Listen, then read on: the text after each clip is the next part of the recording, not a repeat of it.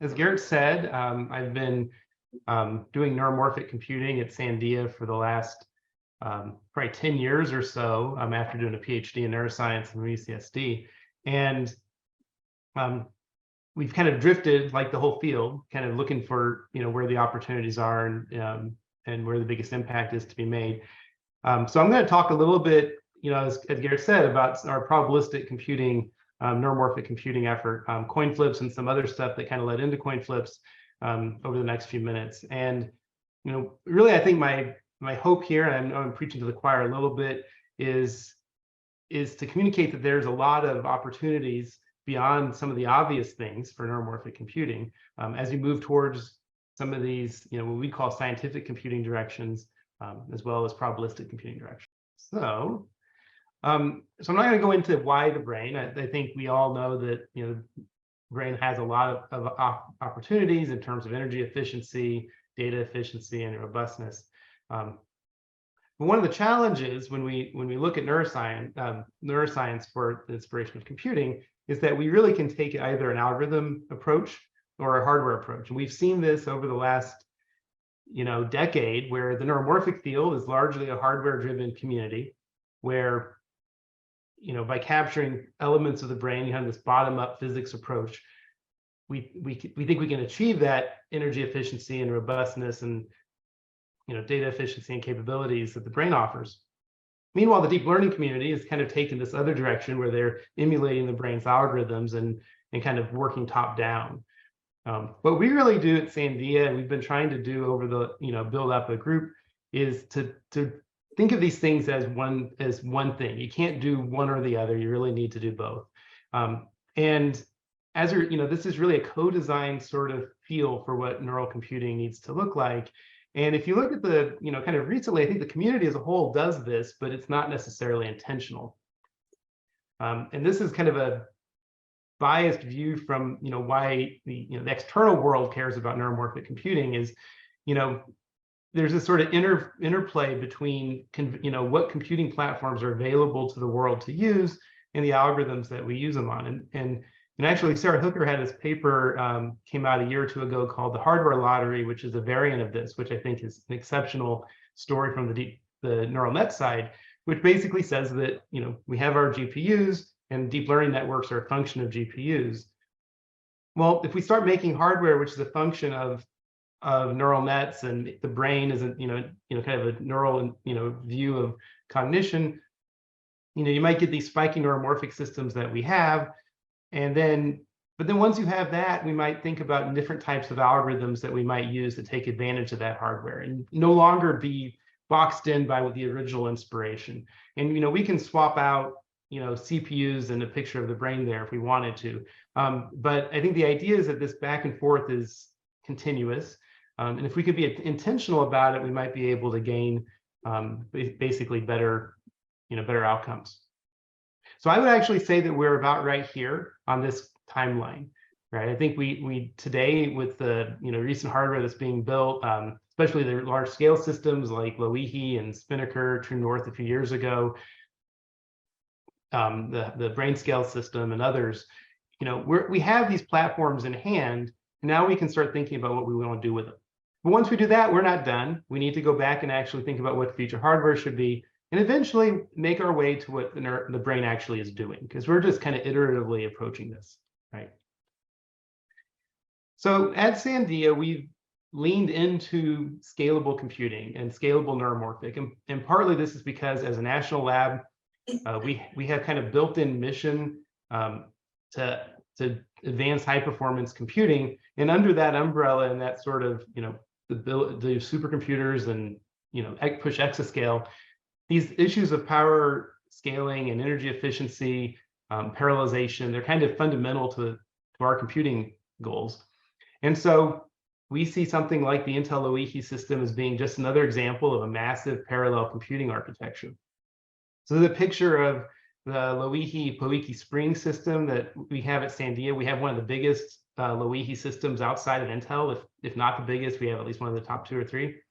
And this is my colleague Darby Smith. I'll talk about his work in a few minutes, where we have basically, I think it's 8 boards with 16 chips each or something like that, all of which are, wired together and allow us to scale up to large scale, neural populations. At the end of this year, we're hoping to get a system of Loihi 2 chips that's going to push about 1 billion neurons, and it'll be one of the biggest single neuromorphic systems in the world. And so the question is, what do you do with this, right? We've all, this is what's great about this crowd, right? Everyone here has played with neurons and wired them together, usually 1 neuron at a time, maybe small networks of neurons.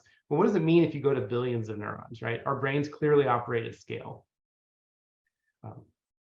So again, we kind of take this computer architecture view of it, where we look at these systems where you basically have, leaky integrating fires or some sort of, configurable simplified neuron, and you have cores with thousands of those neurons, or that enable thousands of those, hundreds or thousands of those neurons, maybe 100,000 synapses if you're lucky. And you have chips made of a lot of those cores, and you have systems made of a lot of those chips. And this starts to look a lot like distributed computing in general, but instead of using logic, we're using neurons. So by taking, this sort of view of what a neuromorphic system is, this is kind of stripping away all of that neural inspiration, but this is what the architectures kind of give you. The question is, what can we do with it? We know that we can do, what we want to do, brain-like algorithms. Of course, that's the goal of the community. But we have this architecture in hand, and there's a lot of things we want to do with computing systems today, not just AI. Can we use this for anything else? So one of the philosophies that we've taken in recent years is that we're able to basically program arbitrary computing graphs onto these platforms, where we're not simply saying, I have layers of neurons in kind of a linear algebra feed-forward way, kind of the classic deep learning approach, but I can basically lay out all sorts of arbitrary graphs where, high fan-in between nodes, multiple, kind of dynamics in the, individual neurons, maybe populations of neurons represent a node. And by taking this sort of graph view of programming, we might be able to take advantage of these computing architectures in ways that people don't really appreciate. And so this kind of opens up a lot of opportunities, but the big one is kind of, how do we program this? And I'm not going to go into a lot of detail on this, but since this is a summer school in neuromorphic, I think it's worth actually bringing it up. We have developed a computing software stack that really is meant to bridge between whatever neuromorphic system might pop up, right? And this is Spinnaker, this is Loihi, but we might take advantage of Geert's recent chip or other people's chips, brain scales, and we're talking to some of those people, Spinnaker 2, Loihi 2. And if you have a common portable framework that can actually encode and program onto any of these, we'd have a lot of value. And of course, there are other things like Pine and Mango that do this as well. But what we've wanted to do, and what we call Fugu, is to focus on this composability in graph-like programming networks. So the idea is not to have layers of neurons in kind of the conventional neuroscience way of thinking about it, but rather assemblies of neurons kind of handcrafted that we build up to do specific things. So like this is an adder, a binary adder, where you take 2 inputs, A and B, and it does some carries and so forth, and the output neuron encodes the sum of the input streams. It's a stupid thing to do with neurons. Why would you ever build an adder out of 6 leaky integrating fire neurons that internally each have adders? But as a component of a composable algorithm, it starts to be useful. And you might imagine that if you have large-scale applications, we might be able to tie these together in some way which is more intentional to do something fairly complex. So our Fugu is available open source. You can go on GitHub and download it.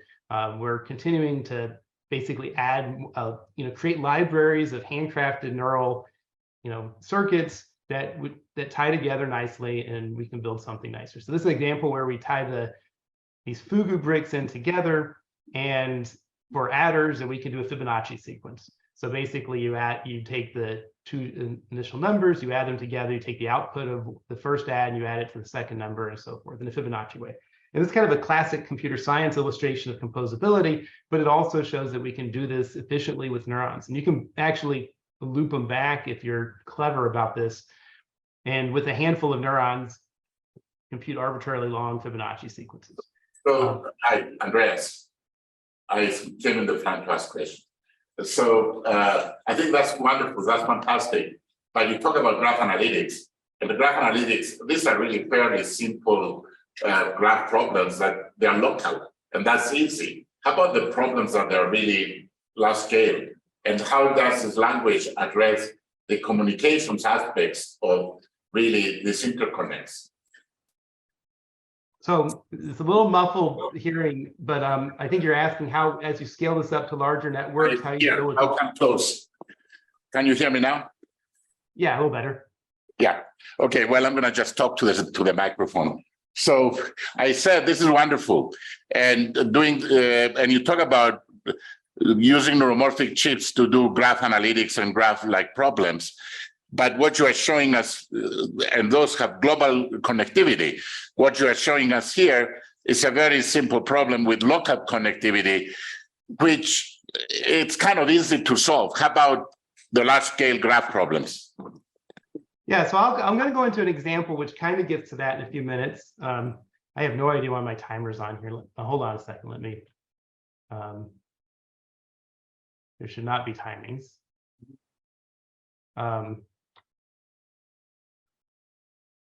So the idea is that, the question is, brains have high fan out. Most graph problems have high fan in and fan out. This is basically a serial algorithm example with very small local connections. And so I think absolutely we want to, push the limits. I mean, all these architectures have restricted connectivity to some degree.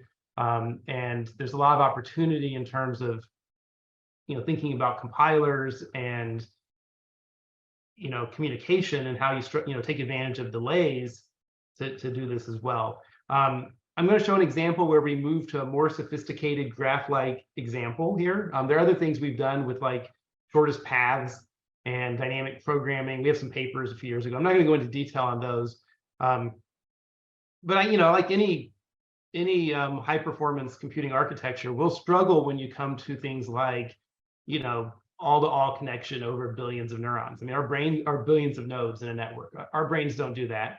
And also, large-scale neuromorphic chips also struggle because, as we demonstrated for graph analytics on the Spinnaker one, for example, and not picking on Spinnaker, people that design the chips really haven't paid attention to the nodes and the networking and the communication. So yeah. I don't know how you're going to solve this problem. Yeah, I mean, I think you're bringing up points that are I think exactly what need to be talked about, and I think it's what the neuromorphic system does is it shifts the trade-offs between communication and computation in a way that's different than what a GPU or CPU or large systems of CPUs and GPUs do. And because we've shifted that balance, it's worth readdressing what our algorithms are. We don't have the answers yet. I think it's just understanding that balance has shifted, and we can, one by one, start to address those.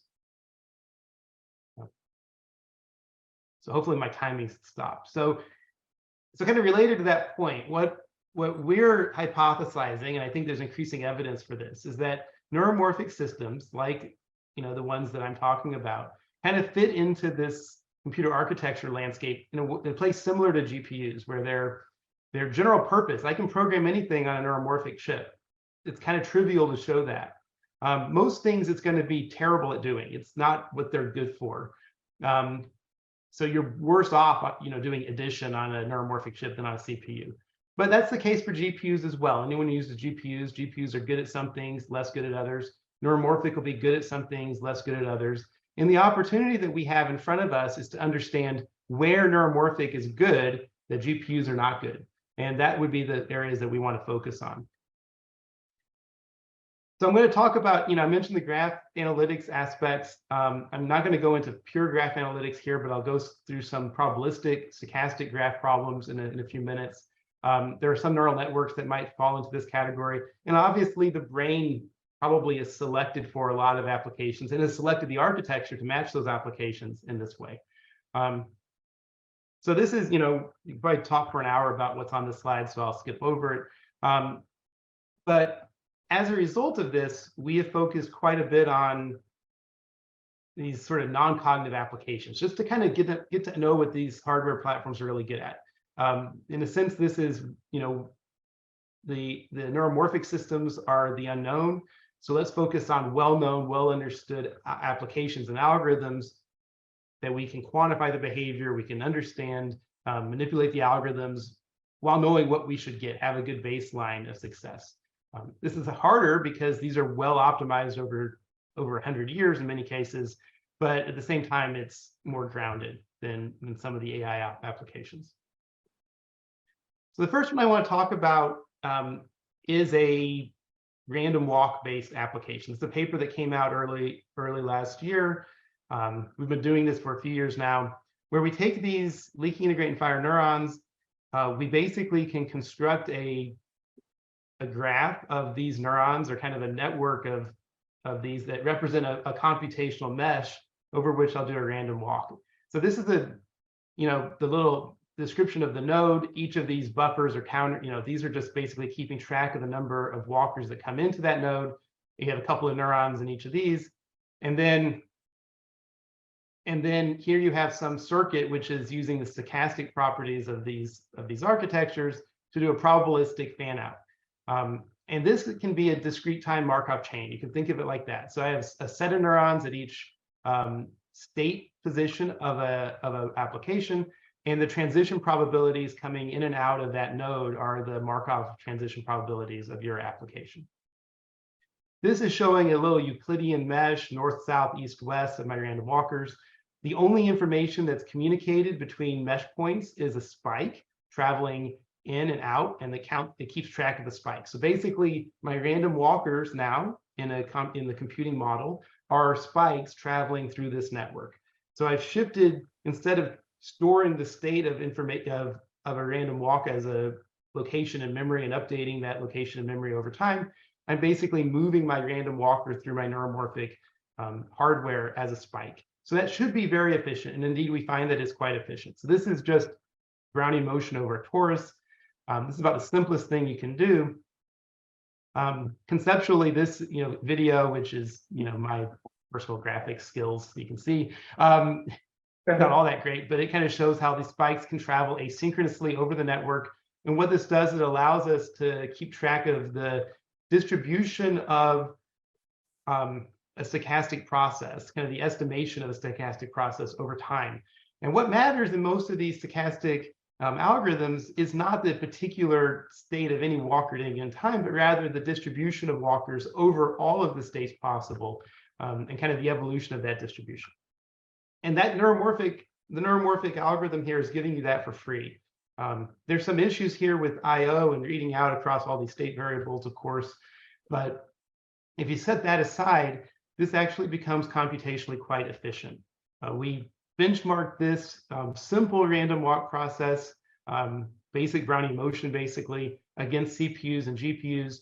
And what you see is this nice Frito frontier of walker updates per second and walker updates per joule. So given 1 joule of energy, how many walker updates can I make? Well, True North is exceptional at this. True North was very power efficient, but it was also rather slow. The Loihi system, it's somewhere in between. It actually runs at about the same speed as a CPU doing the sort of diffusion random walk, but it's considerably more energy efficient than a CPU. The thing about CPUs and GPUs, you can parallelize them. That comes at an energy cost for the system, but per joule is fairly clean from an energy point of view, but they go a lot faster. This is, of course, the simple random walk. We expect that the neuromorphic systems will not care as I make the random walk algorithm more complicated, but that the CPUs and GPUs will care. And we think this will get worse as you go more complicated.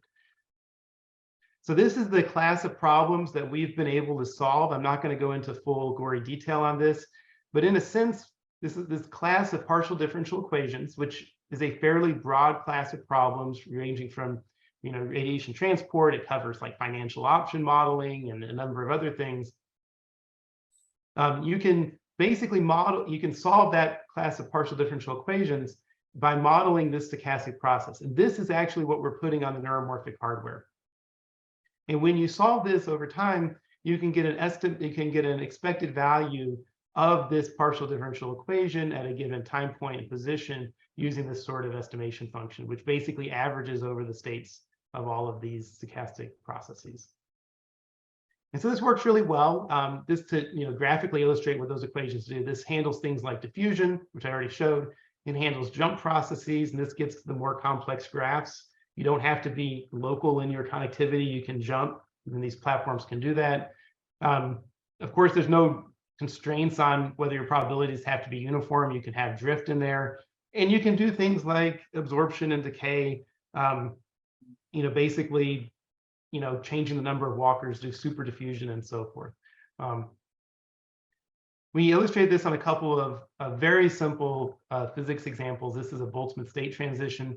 You can think of this as a particle that's flipping states over time, and you have this is the stochastic differential equation of what that state should be. And of course, at infinite time, it should be equilibrate. But what we do see is that the math solution, the analytical solution, and the neuromorphic solution are the same.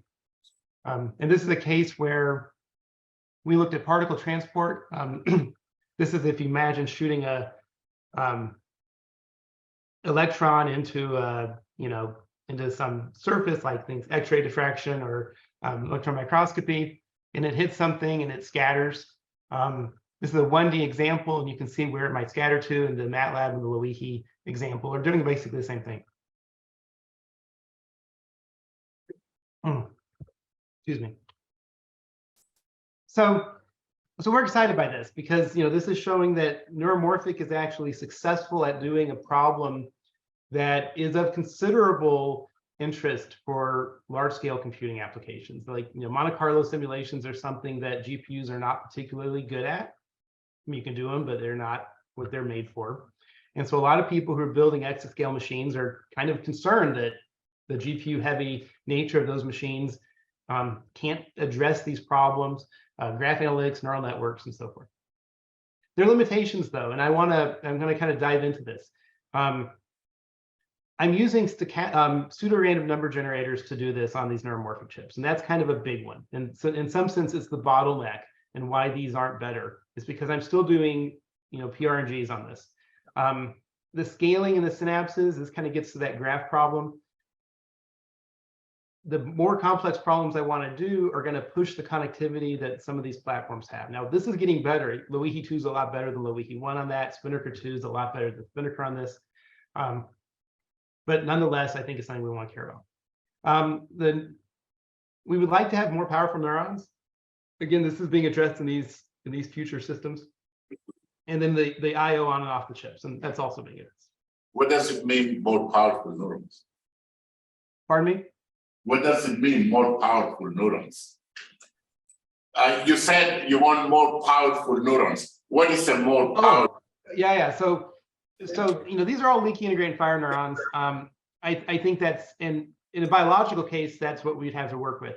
If you look at like Loihi 2 and Spinnaker 2, there's this discussion that you can basically program custom neurons in there. If you do that, we might be able to incorporate some non-biological capability into that allows us to get towards things like more advanced computation in my meshes. So if I want to have collision between two particles, so I have two particles coming together and I need to do some, conservation of momentum type calculation in there.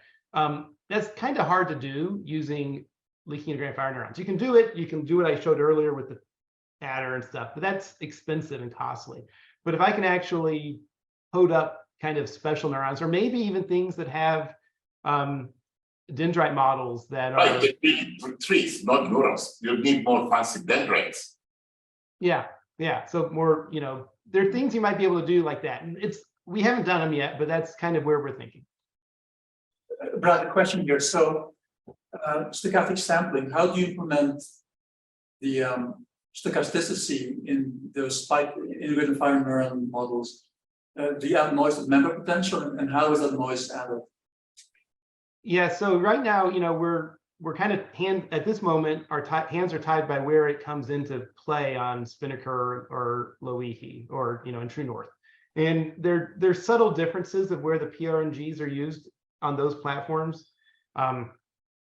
Usually it has to do with, you could think of it as a constant addition into the soma as like a current injection that's random. Maybe you could think of that as a variable threshold. And I don't have the examples easy to pull up, but you can, if you have the sort of variable threshold, I can take a synaptic weight coming in from one neuron that comes in that on average is going to be below threshold, but maybe 40% of the time it'll be above threshold, depending how the draw comes out. That's a soma-based stochasticity. It's kind of like a random current coming in or random voltage. It depends on the architecture. Those tend to be low precision. That's one of the limitations. We think it actually, we haven't seen major impacts of that in the computational applicability of this, but it is there. I mean, these are 8-bit random numbers. That's not a tremendous dynamic range of randomness. And, we work with statisticians and applied mathematicians who know how to, is that lack of precision on the stochasticity going to hurt us or not matter? And so we are thinking about that quite a bit. And that leads into the next part of the talk where we want to make the randomness better. Okay, great, thanks. Brad, I have a question. So if you go to the previous slide, yeah, so no, next slide. So you have this trade-off between Walker updates per second and Walker updates per joule, right? And you can see GPUs actually can run very fast, these simulations, correct? So in many scientific applications, are you limited by energy, or technically, don't you have enough resources to run this simulation? You want the simulations to finish fast, right? Isn't that the bigger constraint than energy? Well, yes. So, I mean, I think this has been why GPUs are what they're putting on supercomputers today, right? Is exactly what you said. The downside is that, well, first off, is that by not improving the energy efficiency at all, you go, since this is per joule, if I do more Walker updates, I'm going to have that much more power used, right? And the number of places you can put an exascale machine is now becoming limited by the power capacity of that region. One of the reasons that New Mexico doesn't have an exascale machine is that there isn't enough electricity in the state of New Mexico to have all of those GPUs wired together, right? And so that's one reason that this alone is not a good enough solution. The second reason is that this is the simple Brownian motion example I showed at the beginning, where every transition is equivalent, right? 25% north, south, east, west, right? That's a SIMD problem. Basically, there's no model dependence in the computation I'm going to do. As I get to these more complex examples, the Markov transition matrix is more heterogeneous. That SIMD nature breaks down, and GPUs probably won't be this good, but we haven't done the actual quantifications on that. And so the lesson, I guess, from cover me is that, so you're better off having 100 True Norths in parallel than one GPU, because you still get the same throughput, but now the total energy is going to be, the power is going to be 100 times less. Yeah. Log scale. Sure, yes, exactly. So the parallelism is not one more. There's one more there. Okay. No. Well, no. Yeah, no, and I think, there is a trade-off there. And I think that you could put a bunch of Loihis together, and we're looking at that, right? And say that the overall power consumption is lower than, to get the same number of Walker throughput, the Loihis end up saving. But we haven't done that experiment per se, because it's going to be throttled by other things like the communication. But I mean, these are open questions, right? So I have another question on the stochastic, on the nature of the random generators. Pseudo-random generators that we all use are easy to use, and they're You can also preset the state and run experiments and get some predictable behavior on the end, because they are really not really random. Now, it's difficult to make arrays of physical random number generators. You can make one, you can make two, you can make three. But if you want to make an array or an n number, parallel number, then the complexity of actually making sure this randomness, true randomness, is preserved in this physical system is enormous. Have you guys addressed that? Yeah, and that's the second part of my talk in some sense. So. Yeah, let's dive into it. Yes. Thank you.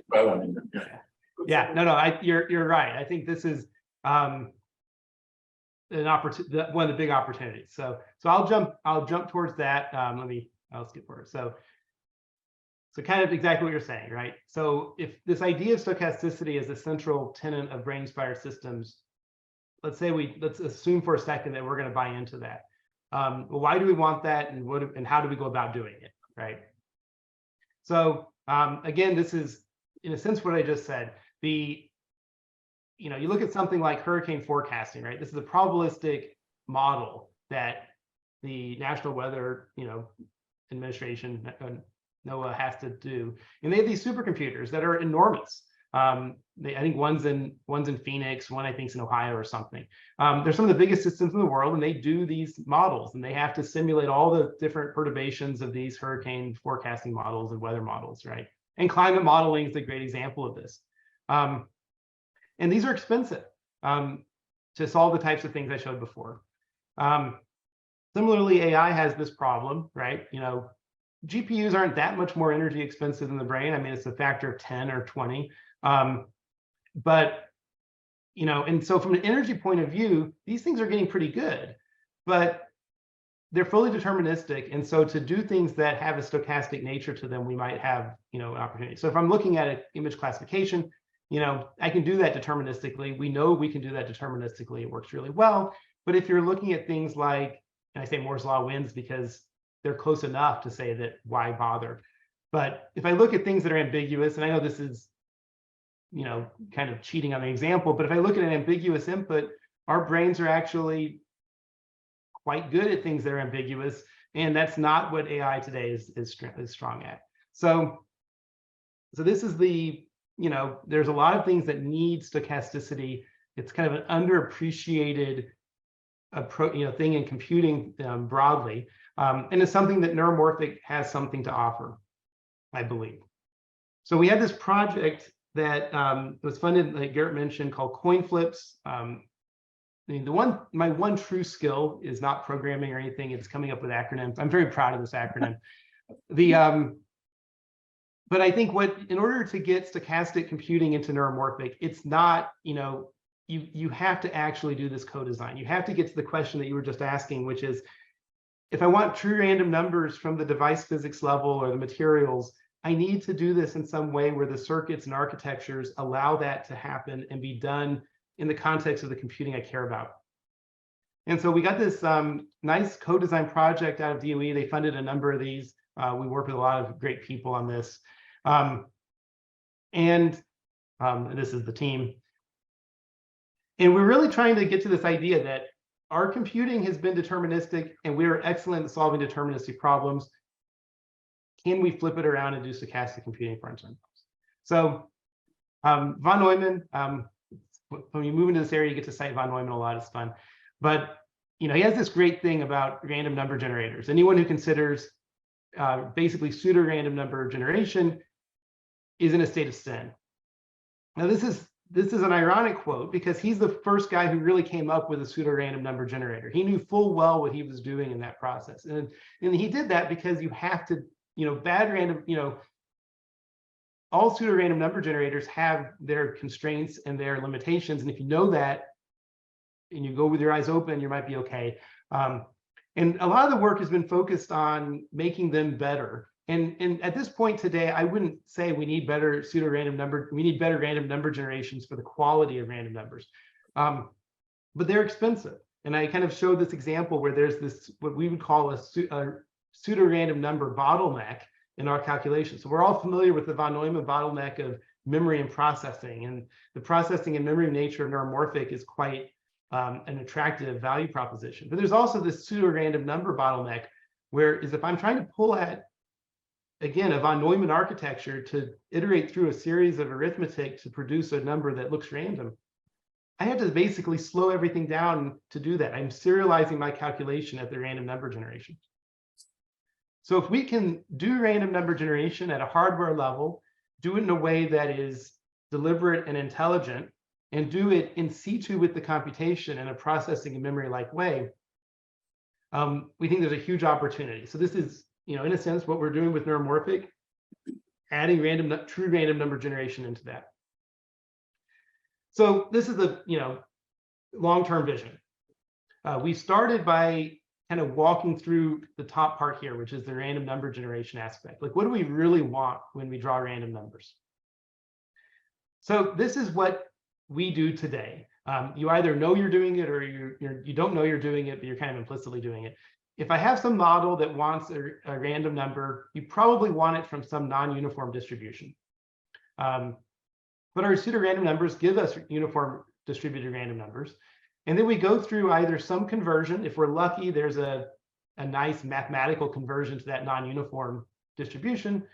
But more often than not, we go through something called an accept-reject cycle. Things like Metropolis-Hastings, Markov chain Monte Carlo, Gibbs sampling. These things tend to draw a lot of random numbers just to get one sample from a non-uniform desired distribution.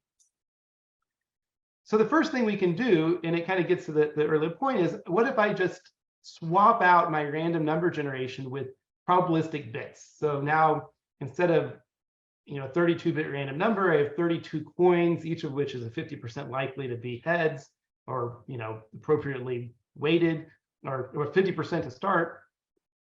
I'm good at fabricating things, so I fabricate them. I know exactly what they do. I get all those coins, I get my random numbers. I still have to serialize this calculation. I have to do this sort of very expensive math associated with converting this uniform random number into something I care about. Maybe this is a exponentially distributed number, or if it's a some high multidimensional distribution. But really, you don't need to do that. All you need to do is really use an Epstein's polynomials and program any distribution you want by computing their coefficients. So it's so depending on the distribution, there are things you can do like that, but that all costs something, right? Well, if I want to push it into hardware, doing any of that sort of arithmetic or math, there's all sorts of things you can do. This is, this sort of Gibbs sampling and stuff. It's for certain applications, right? But what I really would like to do is go straight. I want this distribution. I want to draw numbers that give me that distribution. That's the ideal. Yes, you can buy us the coins. What was that? Yes, what we've done 10 years ago, we buy us the coins. We have that. We have that. Yeah, so if you basically can buy us the coins and do some sort of conversion. And today we're actually starting to look at how you do this with things like magnetic tunnel junctions and tunnel diodes and other devices that can allow us to have non-uniform probabilities and control this in some way, and that allows us to combine it together. But even still, this is a I would call this a bottleneck in that, I would like to actually somehow integrate this closer into the computation. And so this is kind of a high level idea where, we're basically, we have some stochastic resource that is pulling things together, and the computation is occurring in a stochastic regime, a probabilistic regime, as opposed to this sort of serialized, draw a random number and then do deterministic math on it. So this is a little hand wavy, but this is kind of where you want to go, and it's what the brain probably does. So we have some, engineers who are, straight device physicists kind of working on this pipeline. But now we're thinking, okay, the brain doesn't do any of that. The brain is doing this. The brain has stochastic release of synapses, and it's, integrating those sort of random, kind of Bernoulli events going into neurons. And so what is this, what can we do with this? So long-term and kind of medium-term, let's say, we would actually like to take these, neural networks that we have and make them Bayesian neural networks and have true sampling all the way through. And there are people who've tried to do this, but again, GPUs are terrible at sampling every single weight of a network. So, we're moving along this direction, but there needs, this is a complicated field. I'm not going to pretend that we have any great solutions, but this is hard. And we'd love to work with people on this direction.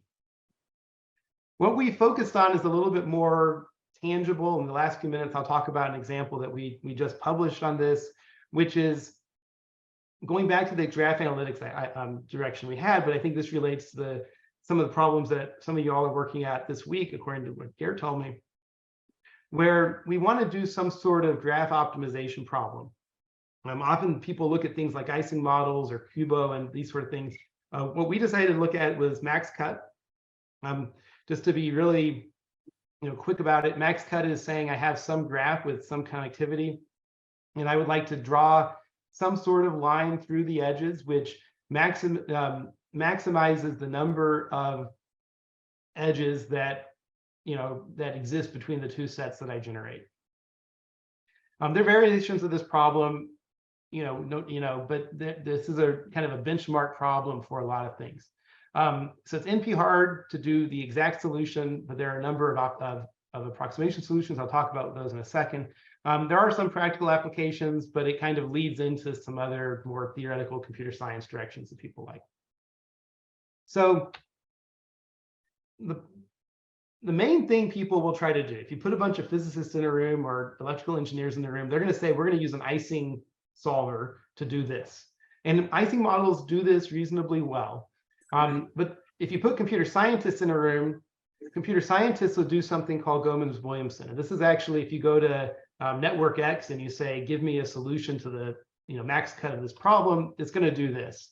Gomans-Williamson is there's a theoretical computer science term for it, but there's a theory that's called the mini games theorem, which basically says that you can take these really hard problems, and there might be an approximation algorithm that can get to something like 80-something% of a solution. And Gomans-Williamson was one of the first illustrations of this, where you can, getting to the 100% best solution of max cut is NP hard, but you can guarantee you can get to like 88% using this algorithm.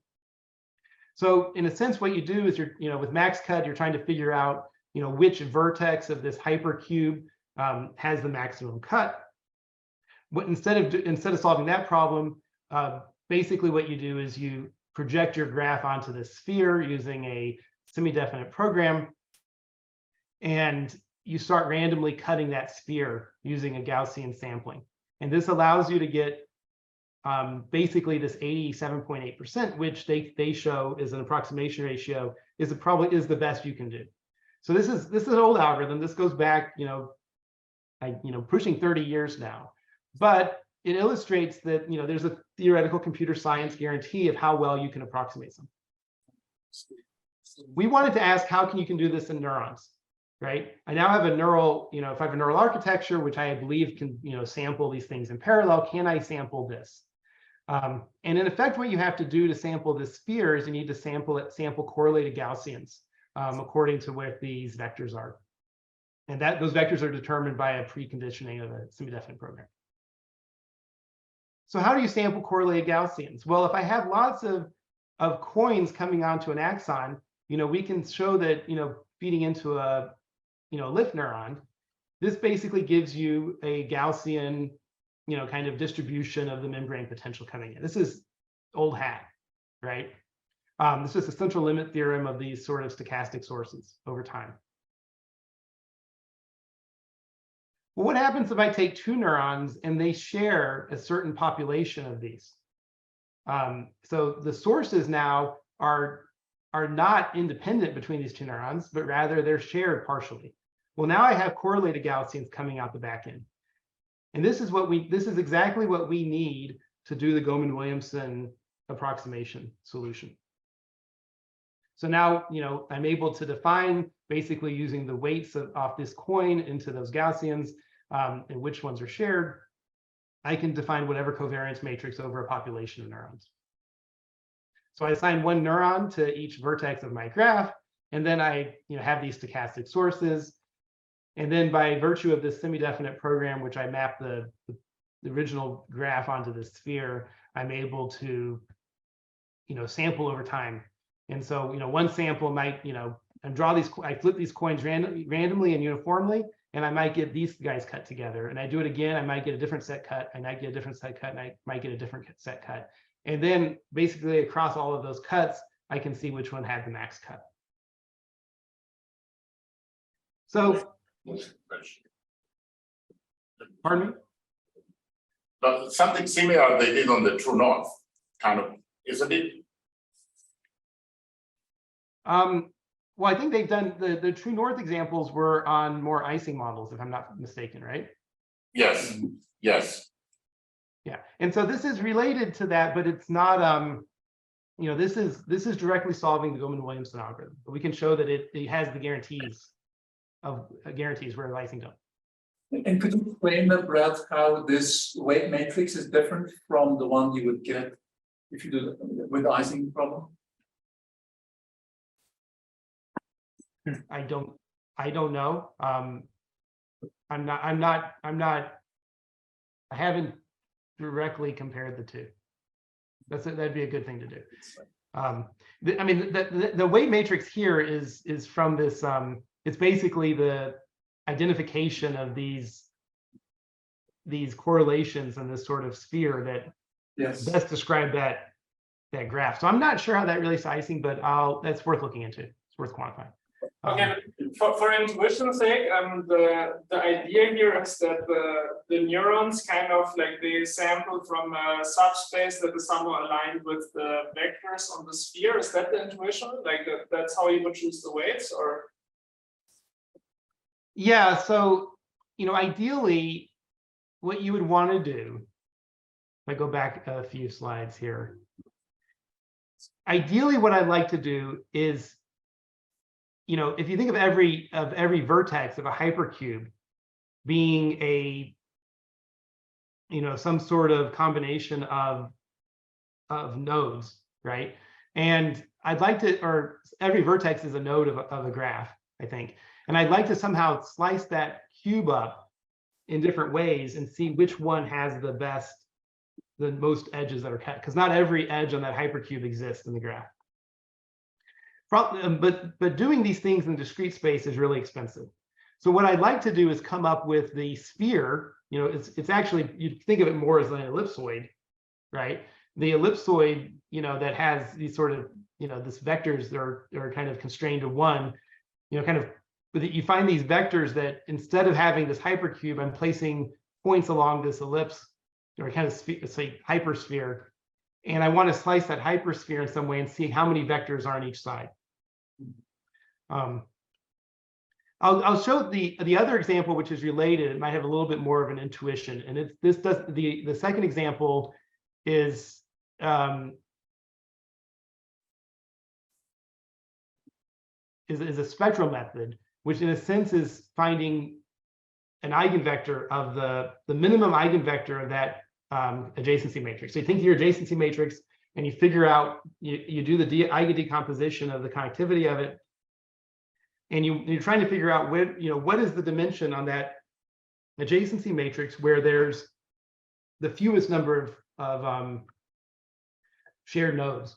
And if that's the one you cut across, then you kind of maximize the number of cuts across it. And this approach, it's a model called Trevisan, and this we can actually do the same way with the lift sampling, but in this case we can actually learn using Oya's rule to learn the eigenvectors of that graph.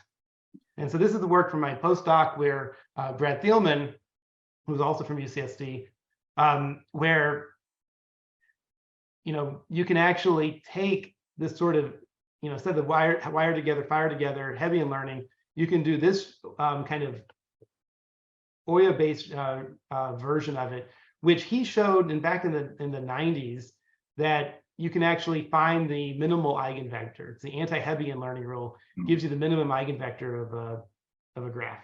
So if all your neurons kind of firing in some sort of pattern, and then you do this learning, it's going to settle in towards the minimum eigenvector, which we observe, kind of in the same way as we did before, that this actually will approximate that graph cut in the same way. So how do you compute the delta W? Do you average the observations over a window? I know, but I mean, they're random. It's online. Yeah, but you can't do it simultaneously. The random sources are not changing, they're uniform up here. What changes in the Trevisan case is this online learning of the weights. And that basically pulls these neurons apart from each other according to this, to represent the minimum eigenvector of the graph I care about. And so basically I'm pulling the neurons apart But in a way that minimizes the number of missing cuts. I know, but it must be a window. I mean, it's kind of average. You can't, this is random numbers. Do you average over a small window, or what is the? Okay, I will ask you. I will send you an email. Yeah. I think there are a lot. I mean, I think this is an algorithm. The question is, how would you implement it? So algorithmically, we can show that this is consistent. The neural algorithm does the same thing as the actual solvers would do. The learned algorithm will approach the solved solution, which is what we want. It works on Erdos random weighted graphs. It works on empirical graphs. I'm going to try to speed up because I know we're at the hour, basically. We put this on Loihi. We're working now on the learning version on Loihi 2 because the learning version, requires this anti-Hebbian learning, which is probably possible on Loihi 1, but it's probably not worth bothering with. But we were able to do the Goldman-Williamson approach, where we do the preconditioning off chip, but then we stick the graph on, and it works. It does. The Loihi is able to solve at the same way that a CPU or GPU solver would give you for Goldman-Williamson. So this is a case where the neuromorphic solution is exactly providing what a theoretical computer scientist or a computer scientist would expect as the answer. And I want to, I don't want to. I think this is interesting because it's a complement to the physics, electrical engineering based approach, where it's like compute with the physics and let the physics settle on the problem solution that we care about. That's the bottom up. We ideally would build a physical hardware that the physics settles to a solution of a problem. This is the top down computer science approach, where the computer scientists say, mathematically, I can manipulate my graph in such a way where if I sample it in a certain way, I will get this with some guarantees. This will give you guarantees, but it's not going to promise efficiency. The physics approach will promise efficiency, but it often doesn't give you the guarantees. Ideally, we can come together and be able to, in a neuromorphic solution, gain a little bit of both. So this is early days. This is all stuff that's happened in the last 6 months in the project, but I figured it's worth showing at this point.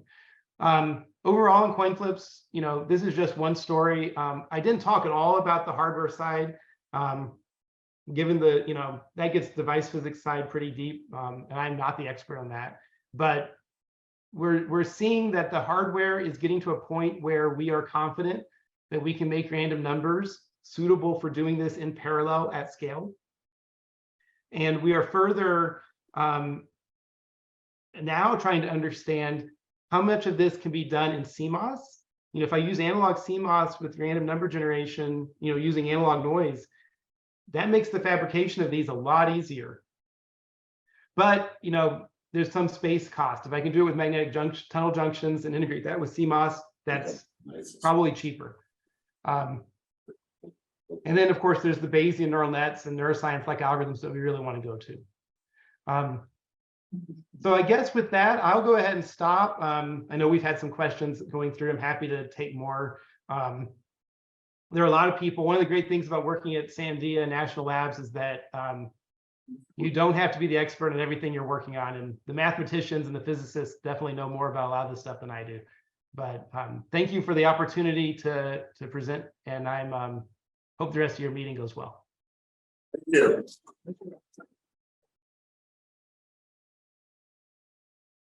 Some more questions for Brad? So Brad, question with the max cut problem, have you seen how, I saw that your distribution has some heavy tails. When you run this simulation, what is the probability that you will be very close to that 0.875? Yeah. So the nice thing about max cut is I don't care what the tails are as long as I have some decent probability of the max. Because all I care about is the max, not the distribution of things. And for a lot of these optimization problems, that's going to be the case. And what we're trying to formalize is some sort of measure of sampling efficiency. So what we care about is if I do another sample of whatever my system is, what is the probability that I'm going to improve my approximation, right? Find a better max than I had the last time. And that sample efficiency will decrease with sampling, right? It's going to decrease over time. But if I have huge tails, it's going to be low to start. And what we see we're trying to understand why on Loihi, because the math is exactly the same. We're not changing the math at all. So why on Loihi do we see this heavier tail, which basically, it doesn't change the result, but it means I need to have more samples to get the same result. At first, we thought it had to do with the precision of the random number generation that we talked about earlier. And it could still be that. It might be the quality of the random numbers or that. It might be weight precision, but we ruled that out. I think we've ruled out weight precision causes that heavy tail. But we're still looking. Now, so Brad, now I'm slightly confused here. So is the solver doing the same algorithm as the one on Loihi here? Yes, my understanding at least is that the Network X solver is using the Goldman-Williamson solver for the max cut. Okay, but I thought we're doing Loihi is more than that. You have an adaptive system where you estimate adaptively those eigenvectors, right? No, Not here. Well, yeah, we've implemented the first one, which is not deterministic. We implemented the first one, which is non-learning, and we've done that on Loihi. We have not yet done the anti-Hebbian learning Trevisan algorithm on Loihi, and that's just because that learning rule has a little bit of non-locality to it. That would be fine on Loihi 2, but we don't think it's not trivial to do on Loihi 1. So we just got our Loihi 2 system, so we're trying to move that. I mean, if that's this OJ algorithm, or it is actually local, right? Because it's still outer product. You still have each weight update is a function of presynaptic and postsynaptic variables, right? Yeah, I think it only has a Q term in there. It's only That's 25 is not. Yeah, that is not. There's this it's local to the neuron, but it's not local to the synapses. Yeah, but so that WTW isn't that a scalar that is global? But over all the weights. Yeah. So you have normalization. Yeah, there's non-local term, but that is scalar global, and that's easy to do, right? Yeah. I mean, I don't think any of these are limitations. I'm just, I think that like this is getting this weight transpose weight, which is looking at basically the average weight on my dendrite needs to be normalized, right? Yes. That's not, that's local to the neuron still, but it's not what learning is set up to do on Loihi 1. It's my understanding. Okay. So Brad, in this framework, do you keep the structure of the graph the same and just change the weights, or you also change? So I'm just curious, like the weights when you're adapting. Are you keeping? We're not changing the weight. We're not changing, or on the Trevisan, it's a slightly different. I believe that every neuron gets its own stochastic source, and so the existence of a weight does not change, right? So the existence of the weight is an edge of the graph. Okay. We're not doing any modification of like where weights exist or how the graph is structured. So Brad, you contrast the two different approaches, right? The one where you let the system settle into a low energy state, something like the outfield networks, QBO problems, and so on. This is what we are looking at right now. And you were contrasting it to the computer scientist approach. Have you actually compared the two? Like, have you checked how well this other approach would do? Because what we are trying to do right now is to, for example, to solve max cut by letting a neural network settle into a low energy state. Yeah, so the icing approach, like the Hopfield type settling approach, is different from both of these.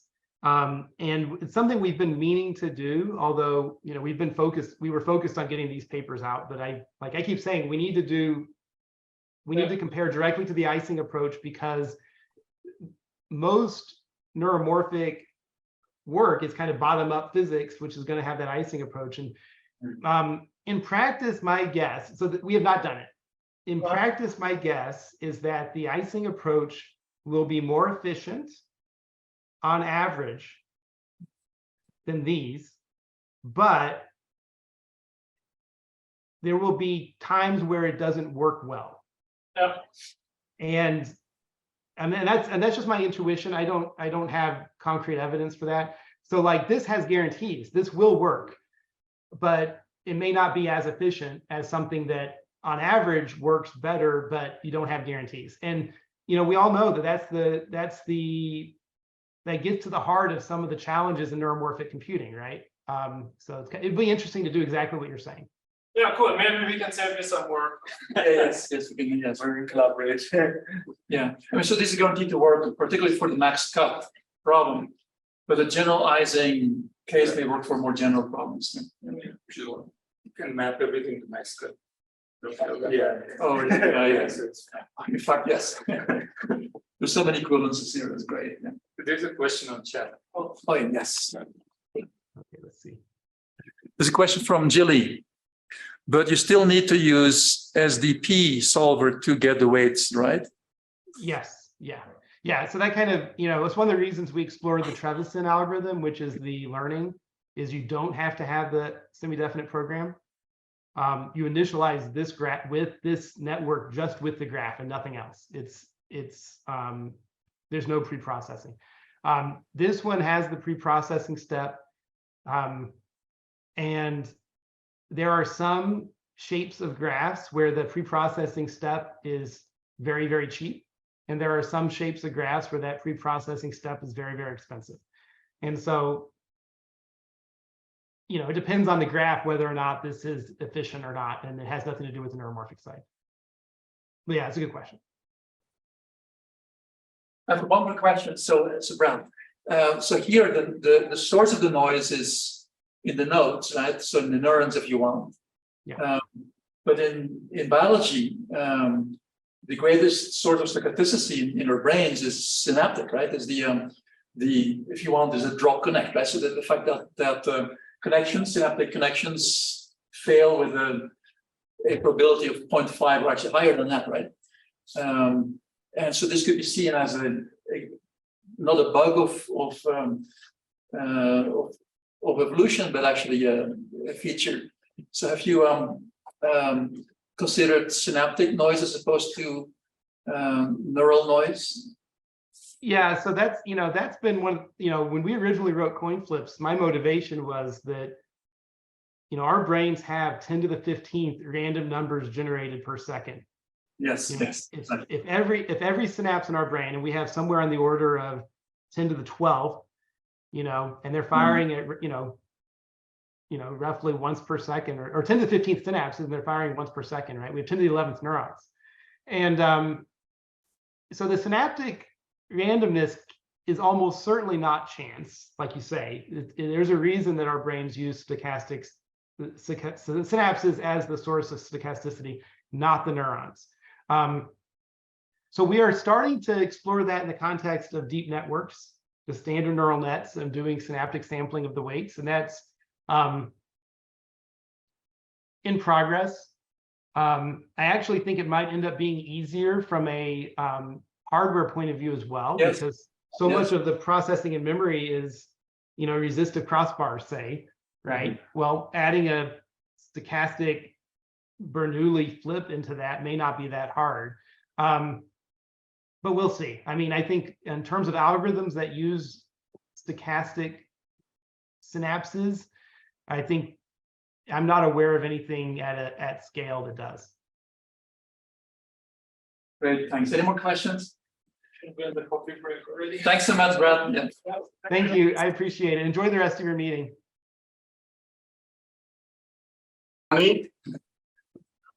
We have two faculty at the School of Bloomberg School of Public Health, Thomas Hartung and Lena Smirnova. They have a lab. They're working in tandem and to do research in organoids.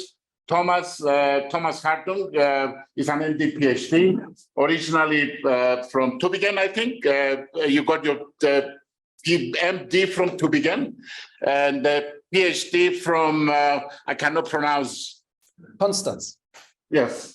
So, and he is the Dornekamp Biden Chair for Evidence-Based Toxicology in the School of Public Health. Lena is an assistant professor, and they are an amazing team. And their ultimate goal is to really create tissue that you can grow on a petri dish or on a dish, and you can do toxicology to replace animal experiments. So this is really, their goal is intelligence and organoid intelligence, but ultimately really to produce structures, synthetic structures that can replace animal experiments in pharmacology, toxicology, and whatnot. So they got multiple awards for this kind of way of thinking and work, and I will let them decide who is going to start and who is going to finish. Mike, on you. Okay, let's save the best for last, and let's Lena talk after me. That's what we agreed on. Okay, thanks for giving me the opportunity, or us the opportunity here to participate at least in this form from beautiful Italy, Lago Maggiore. What we want to introduce is the concept of organoid intelligence, which is the combination of brain organoids and AI in order to implement some cognitive function in human cell models. Before I get started, I would like to say, take everything with a grain of salt. I'm having a couple of functions you might consider conflicts of interest in consulting on microphysiological systems, or I'm the field chief editor of Frontiers in AI. But I see these mainly as opportunities to get the rubber on the ground, and I'm not consulting on any product. It's about methodologies we have. My personal journey over the last 30 years has been to implement what we typically do in animal tests in the very much reductionistic models of in vitro. And over the last 10 years, we have been able, with the advent of microphysiological systems and organoids, to recreate a little bit more of the in vivo complexity, though this is obviously still a very incomplete journey, but it is an exciting one to be in. Microphysiological systems, as the FDA term, these systems of organoids and organs on chip, are disruptive technologies, as is AI. And I would like to show you a little bit what comes out if you combine these two. I assume most of you are reasonably familiar, but I think everybody knows about 60% of data is the data increase per year. You can say about 90% of all data in the world have been produced the last 3 to 4 years. Computers are, for the last 50, 60 years, doubling in power every second year. And the AI algorithms are increasing every 3 months, or 8-fold in the last 10 years per year. And together, this is about a billion-fold increase in my lifetime of what these models can actually do. Same on the other side, human cell and tissue culture is overcoming the many shortcomings of traditional cell culture. These stem cell derived and self-organizing systems, which are now called microphysiological systems, are real game changers because they provide biomedicine with human models. And working on the brain, you know how difficult it would be to get any reasonable source of primary cells of humans. They really make the difference. Our center has carried out a number of workshops on this topic, microphysiological systems. You You see here two of the more recent ones. The third one in the series was just carried out last month. And the second of them gave us the opportunity to summarize our results also in a science paper. And this is the story, Human Microphysiological Systems for Drug Development. That is what our systems are about. And an outcome of this second workshop in 2019 was actually that we created the series of microphysiological world summits. I had the privilege, together with Don Ingber from Harvard and Susie Fitzpatrick from the FDA, to host the first of these in New Orleans. Already then, a sizable number of people met, some 430 in person, 65 FDA representatives registered for the conference, showing you the strong interest here. And we just came from the second Microphysiological World Summit, which we organized in Berlin. Now, in the meantime, more than 60 organizations supporting us, 96 sponsors, and you have seen we tripled our live attendance. We had to cap at 1,300, and you see the three hosts of this event on the left. Lena will speak more to this, but I can simply brag for her. She is now the new president of the International MPS Society, which we created to this. So it's a continuing exercise to get these societies together and work on it. She will give you some more. My interest is very much into quality assurance. I've been heading for the European Commission the Center for the Validation of Alternative Methods for 7 years. So this is about validation, but we also have been developing good cell culture practices in order to improve quality. And only last year, we published guidance on good cell culture practice, now extending also to these microphysiological systems. And we are working on reporting standards for these. So that's an important part of my work. Our own work on brain organoids will be presented by Lena. Historically, the first brain organoids were shown in December of 2013 by Lancaster and Alf, the Knoblich group from Vienna. Our own work, which had started already with NIH funding in 2012, then led to the first standardized model, mass-produced brain organoids. This was the front page of the Financial Times at the time. Okay, my wife says I have bad internet and should stop my video. Okay, let's try. So in early 2016, we reported on this, and we had a number of applications Lena will refer to. One of the things which I found most impressive early on was that we saw that they are spontaneously electrophysiologically active. And I don't know how the light is for you, but you sometimes see here a calcium flux depolarization, which I found most impressive. And I sometimes, in a sloppy way, said they are thinking. And some people were shocked by the idea. And I then we simply said they are thinking, but they have nothing to think about without input and output. And this was the starting point for organoid intelligence, because we were asking simply, what happens if we give them input and output and feedback on what is happening? So it is the idea of, instead of making a computer more brain-like, which what we have been doing since the beginning of the computer age, what happens if we make a brain organoid more computer-like? And if you do, although this is comparing apples and oranges, if you think about a computer, this is the latest supercomputer, the Oak Ridge National Laboratory Frontier supercomputer. It achieved only last year the estimated computational capacity of about 1 exaflop, which a brain achieves at 1.4 kilogram. But the installation is 680 square meters, and it costs $600 million to achieve this, and it's consuming about 1 million times more energy. You can compare it in another way to a latest Apple computer, for example, because it's about the same weight, but it is 100,000 times less computational capacity, though it's using similar energy. Or you could also say it would take another 33 years of Moore's law to continue until a laptop would be as powerful as a brain with the same weight.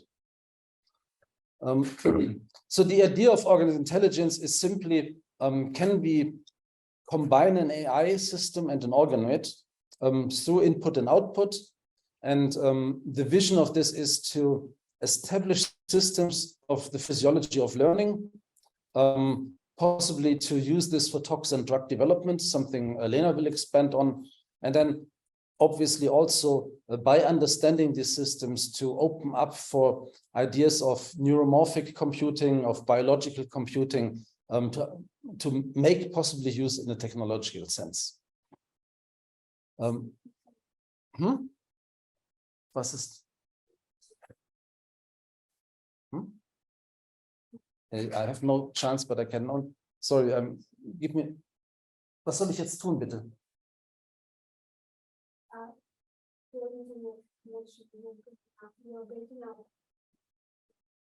Okay.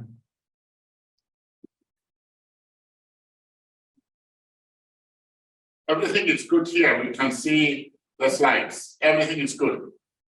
Alles gut. Alles ist gut. Alles ist gut. Einfach weitermachen da. Oh, I see it.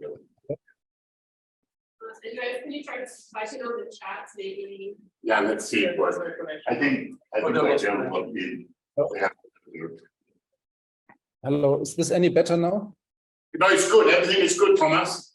Is anyone downloading the image? Yeah. Because Lena told me I'm completely I'm breaking and. No, we can hear you fine. In the room here, it's good. Yes. Okay, good. Then sorry for this. I now changed my internet connection. I hope this is this is okay. Good. Okay. Hey. So okay, let me try to continue this way. So the idea is not new, as you will know. Steve Potter from Georgia Tech, for example, already more than 20 years ago, showed some work. If the video was running here, it would show you a robot controlled by 2D red brain culture. You have been discussing already the work by Cortical Labs, playing Pong in brain cells, which are two-dimensional. When this came out in November, Lena and I had the opportunity to add an editorial to this work because we see this in the context of moving now to organoid intelligence.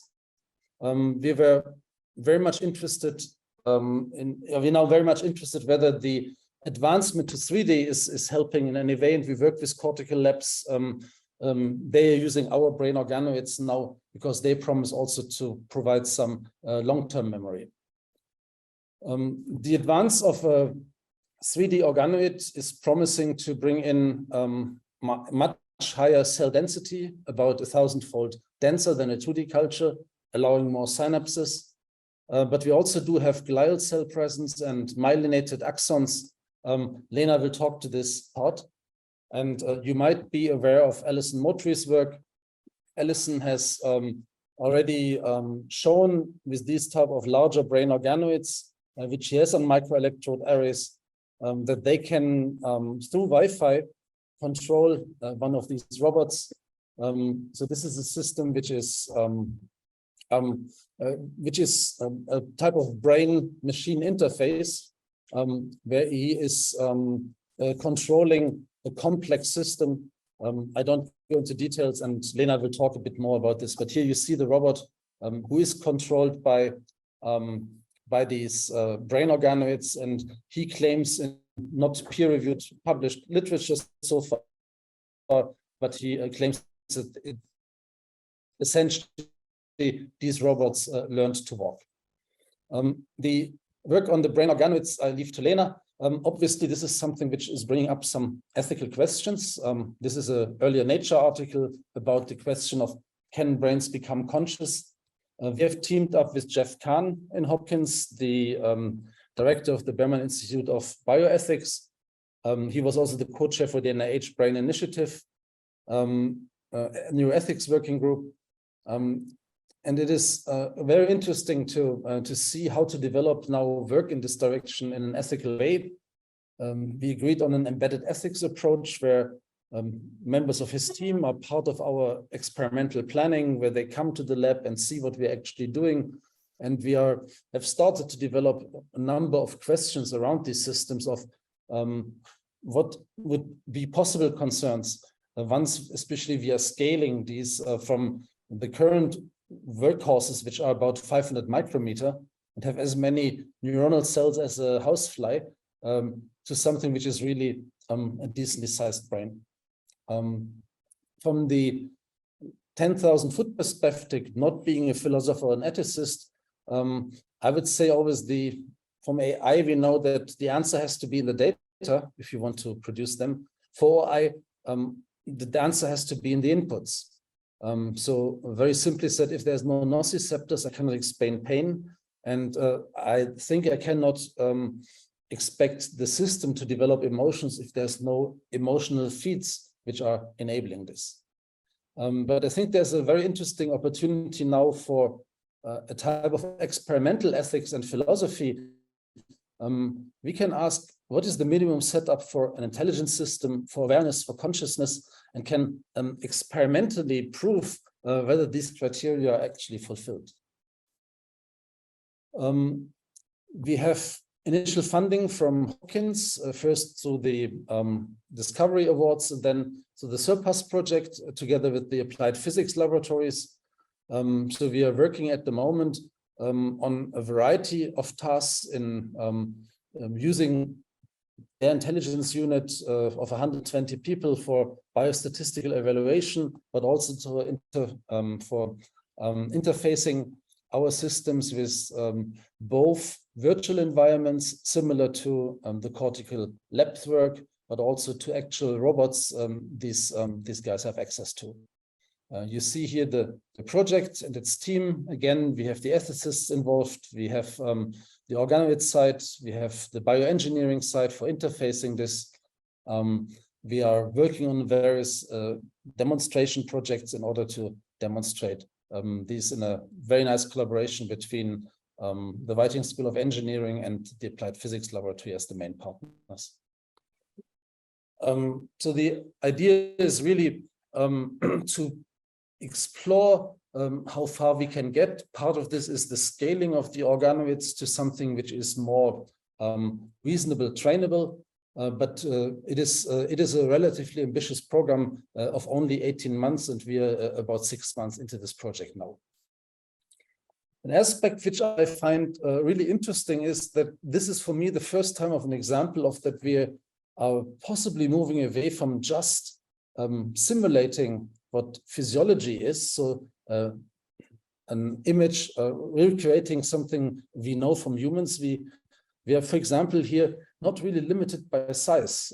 We could envisage a brain organoid of 10 kilograms because there's no body to carry it. Our model is not necessarily distracted by the many tasks a brain has to do. We're not bound to typical phylogenesis and embryogenesis because the artificial conditions of creating these can lead to completely different architectures and functionalities. To give you an example, normally oligodendrocytes show after about 5 months of embryo development. We can find some after 4 to 6 weeks of our system.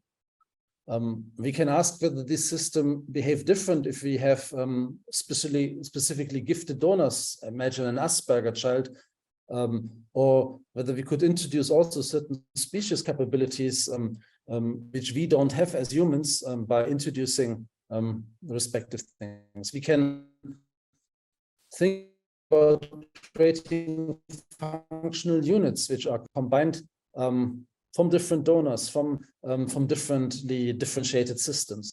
We also can go beyond what the inputs for a normal brain are. Optogenetics is one example, but also brain-machine interfaces can be tried here.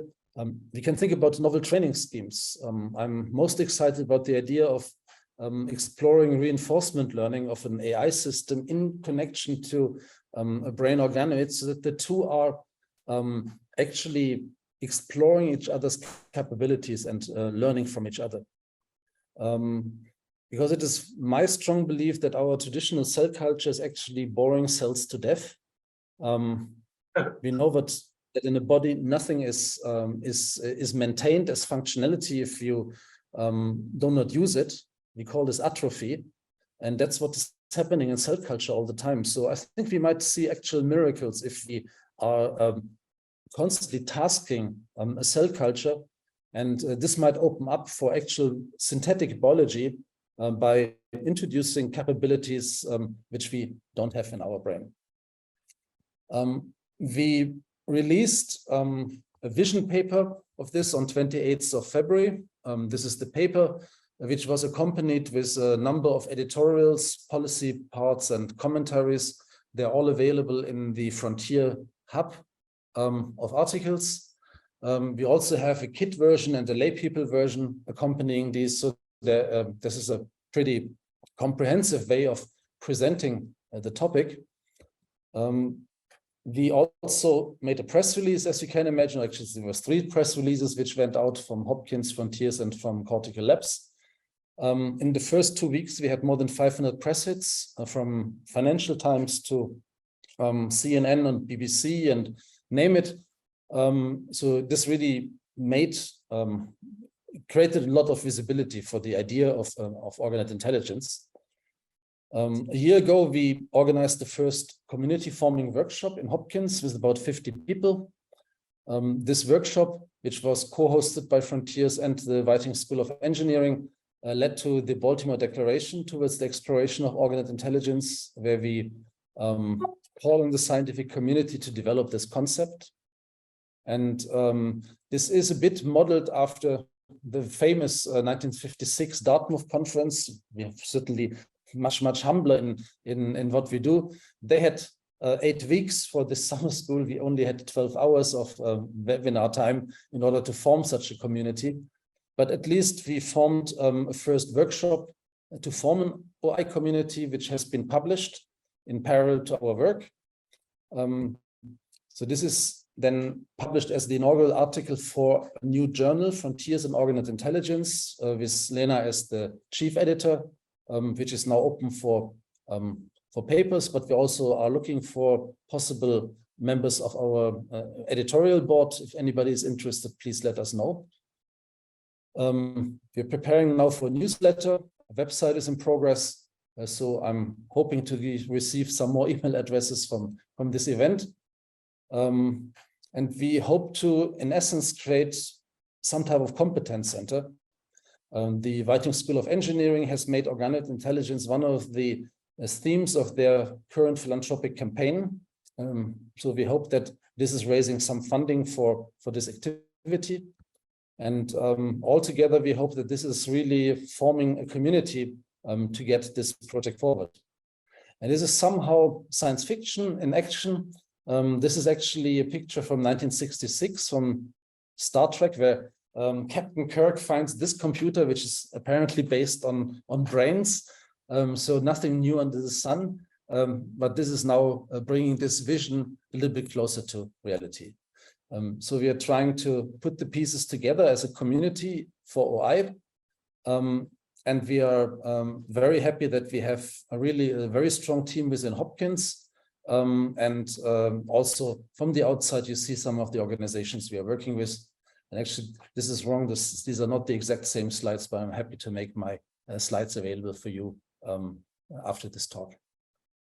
And with this, I would like to hand over to Lena. Assume you want to do the questions all together after she presented on the biological side of things, or do you plan to have some?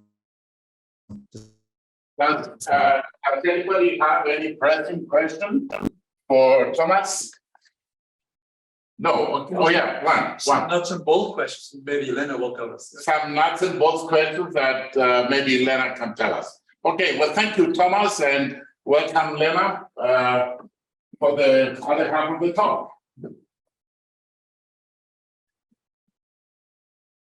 Bitte? Ja, ich bin aus.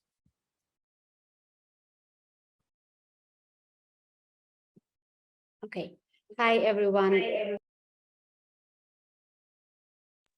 Sorry. so probably problems with internet was not Thomas, but Mike. I couldn't hear him very well in the neighbor room, so I had to move to his room. So now we're sitting next to each other. So thank you for having me, and I will continue. So yeah, now you got a 1,000-foot perspective from Thomas. What is our vision and where we're going with that? I will give you some background, what we are doing in the lab day by day, and also beyond organoid intelligence with our model. So as he already said, our main, or like, let's say my main goal is to develop the models which are more human relevant and physiological relevant, moving away from 2D cultures, as Thomas mentioned, they're bored to death. We have a lot of limitations with those, with the age effect, so it's not dense enough, it's not recapitulate human physiology. For those who knows the Flat-Stanley book, so we are not Flat-Stanleys, that's why we are talking about 3D cultures, and that's where the field moves forward. And when you talk about macrophysiological systems, as Thomas already mentioned, it's an umbrella term, so it's organ on a chip, but also organoids, spheroids, microfluidics is important. So for example, you have lung on a chip, it will breathe, liver on a chip should excrete, and so on. So microphysiological systems should recapitulate not only architecture of the certain part of the organ, but most importantly, the functionality of this organ. And as Thomas mentioned, we created a society around that, and it's really where I was really pleased to see how our meeting in Berlin was evolving, and also the reaction after that from the people, the excitement of the people to sharing their science in the field of microphysiological systems. So I think really we're in a moment where we're moving forward with these models, and we're getting more and more appreciation from regulators or end users like Big Pharma, for example, to use this model. So, and this is some applications you might think about when you think about microphysiological systems, right? And it's mainly the main fields are toxicity testing of chemicals, but most importantly, drug screening, and it's more efficacy testing more than the safety testing. And then, of course, it goes also beyond pharmaceutical industry. We can think about, sorry, I don't see how many slides. These different disease models, like in the basic research and so on. So brain organoids, I will describe a little bit more in details what it's about. So it's a three-dimensional cultures which are derived from induced pluripotent stem cells. So you would have all different cell types of the brain present there, different types of neurons, and excitatory neurons, inhibitory neurons. You will have all those helper cells such as astrocytes, oligodendrocytes. You can add microglia, radioglia cells will be present. It depends on the model and protocol of differentiation. And there are many out there, which Thomas mentioned, starting from the Lancaster protocol, Pascal, Ellison, Motri, and so on. So by using these models, you can really look into, most importantly, architecture, but also cell-to-cell interaction, whether it's synaptogenesis, as shown here on the bottom, or myelination, where the oligodendrocytes are wrapping myelin sheets around the axons to promote the propagation of electrical signal. And basically, electrical signals is what makes the most important part of these models. Yeah, that's because we can measure functionality of the brain organoids the same way how we can do it in the humans by putting them on electrode arrays and in a closer contact with the microelectrode arrays. And then we can test whether it's chemical or drug or certain disease processes. So this is our model, very brief. So we derive them from induced pluripotent stem cells, which is great because we can have different genetic background. I will touch upon that a bit later. And we have different types of neurons. We have a very good presence of the oligodendrocytes and astrocytes, which is again very important, and not all models have, let's say not all organoids model have. So we are sacrificing in our model maybe more on complexity, but we have in that, but we are gaining in standardization and reproducibility and mass produced. So you see the small little balls here in the corner. So we have in one 6-well plate, we have up to 4,000 such organoids produced. And we can use them from different genetic donors. And we have in the lab from with autistic genetic background, Down syndrome, ILS, Alzheimer, and so on.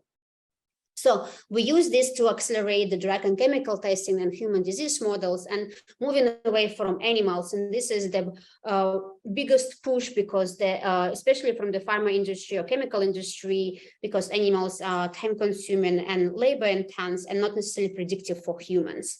So, and then our focus, let's say my focus, which our students are also working on, is to establish the model for test chemicals for developmental neurotoxicity. So basically how chemicals can perturb brain development. And the experts in the field came with the idea that we can have a battery of tests, right? So where you can tackle different key events of neural development, such as proliferation, apoptosis, differentiation, cell migration, maturation, osteogenesis, synaptogenesis, myelination, and network formation. And so basically people develop different tests and they're combined in a so-called DNT in vitro battery, test battery, which is now on the level of OECD to be accepted as a guidance document, which will be published this month or just published actually this week, I think. But the problem is that all those tests are developed in different labs and different cell models and even species, for example, like zebrafish or cell models. And what we have with the organoids, we can use them to cover those key events in one model. So we will one system covering all those key events. And that is what the models, the papers or some projects listed here, which we are working on. So my main focus is autism and gene-environmental interaction, and I will give you some examples on that. But we also look into the neurodegeneration, just simple toxicity testing, introduction of the organ on a chip by putting them on arrays and so on.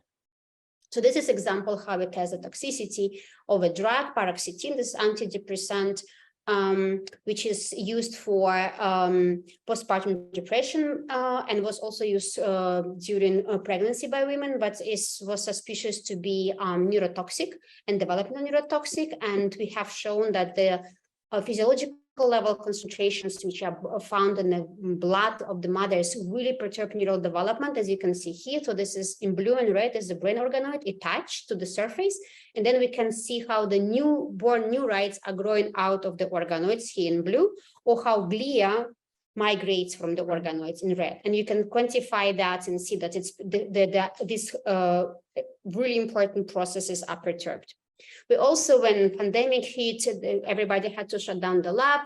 We wanted to keep it open on the first place, but also to have understanding whether the brain cells can be infected by SARS-CoV-2 virus, because there was a lot of suggestion that people have neurological symptoms. And you can see that on this paper, which was, we were first to publish as a peer-reviewed publication to show that indeed brain cells, in particular neurons, can be infected with SARS-CoV-2. It's a very small percentage, but you can see virus propagation in the brain organoids. As I already said, autism is what I'm focusing mainly on. And this shows you the recent publication we published in EHP journal, where we looked into genetic background of autism, mutation in gene called CHD8, which is high-risk autism gene. So we have stem cells with this mutation and control cells from the same donor. And we expose them, we differentiated them to brain organoids, we expose them to different environments. In this case, it was chlorpyrifos, the organophosphate pesticide, which was recently banned by EPA in US. This next month after our paper was published, unfortunately not because of results of our paper, but still we contribute to that as well. And basically what we looked how differentiation can be perturbed by the mutation and by the exposure, and whether we had some certain synergy. And this is like really brief, showing you that we measure different neurotransmitters and neurometabolites and in our system, and compare that with the patient data from the literature. And we did see some synergy between chlorpyrifos and mutation. We also introduced reporter lines in our system by establishing a higher throughput testing system. And here is work done with EPA funding, and Carolina was the primary lead scientist on this. So we look into how we can introduce the fluorescent marker in oligodendrocytes and follow the oligodendrocytes over that time to follow oligodendrogenesis, but also myelination. So you can see here we have myelination in the system, and we have beautiful oligodendrocytes sitting around the neurons. And most importantly, we can follow different stages of the oligodendrocyte development. The same system of CRISPR-Cas9 was used to modify to mark synapses, and you can see here in green, this is synaptophysin GFP and the synaptophysin promoter, so we can quantify the synaptic punti which are going alongside of the dendrites. And then we also demultiplex two of them. So in one system, we have synaptic marker colored in blue and PLP oligodendrocyte marker colored in green. And then you can see an example how one chemical, which is a known oligodendrocyte toxicant or demyelinating agent, perturb the oligodendrocytes, but not synapses. So this is a lot of different. I can talk more, give you more examples, but what we really didn't target is the ultimate functionality of the brain, right? So can we develop a model, learning in a dish model in vitro? Can we say that we don't need an animal test to confirm our findings on a cellular level by animal behavioral tests, for example? Can we just stay in our in vitro system? And this is what our primary goal. And yes, this is part of the organoid intelligence. So basically, we are focusing on this network formation, synaptogenesis, myelination, which is the key for that, for OI. But like if we're thinking about biological computing as a pie in the sky, the implementation of organoid intelligence for the clinical outcomes for disease modeling and toxicity testing, because this is more closer to Earth and achievable in a closer period of time. So, and to do so, we make our model more complex. Yeah, we looked that we have 3D, as Thomas already mentioned, why we need 3D versus 2D. We have myelination, we increase the number of the astrocytes, but also we are bringing microglia, which is the immune cells of the brain, which are not occurring automatically in the brain organoids. So we need to incorporate them, and that is extremely important for learning and memory.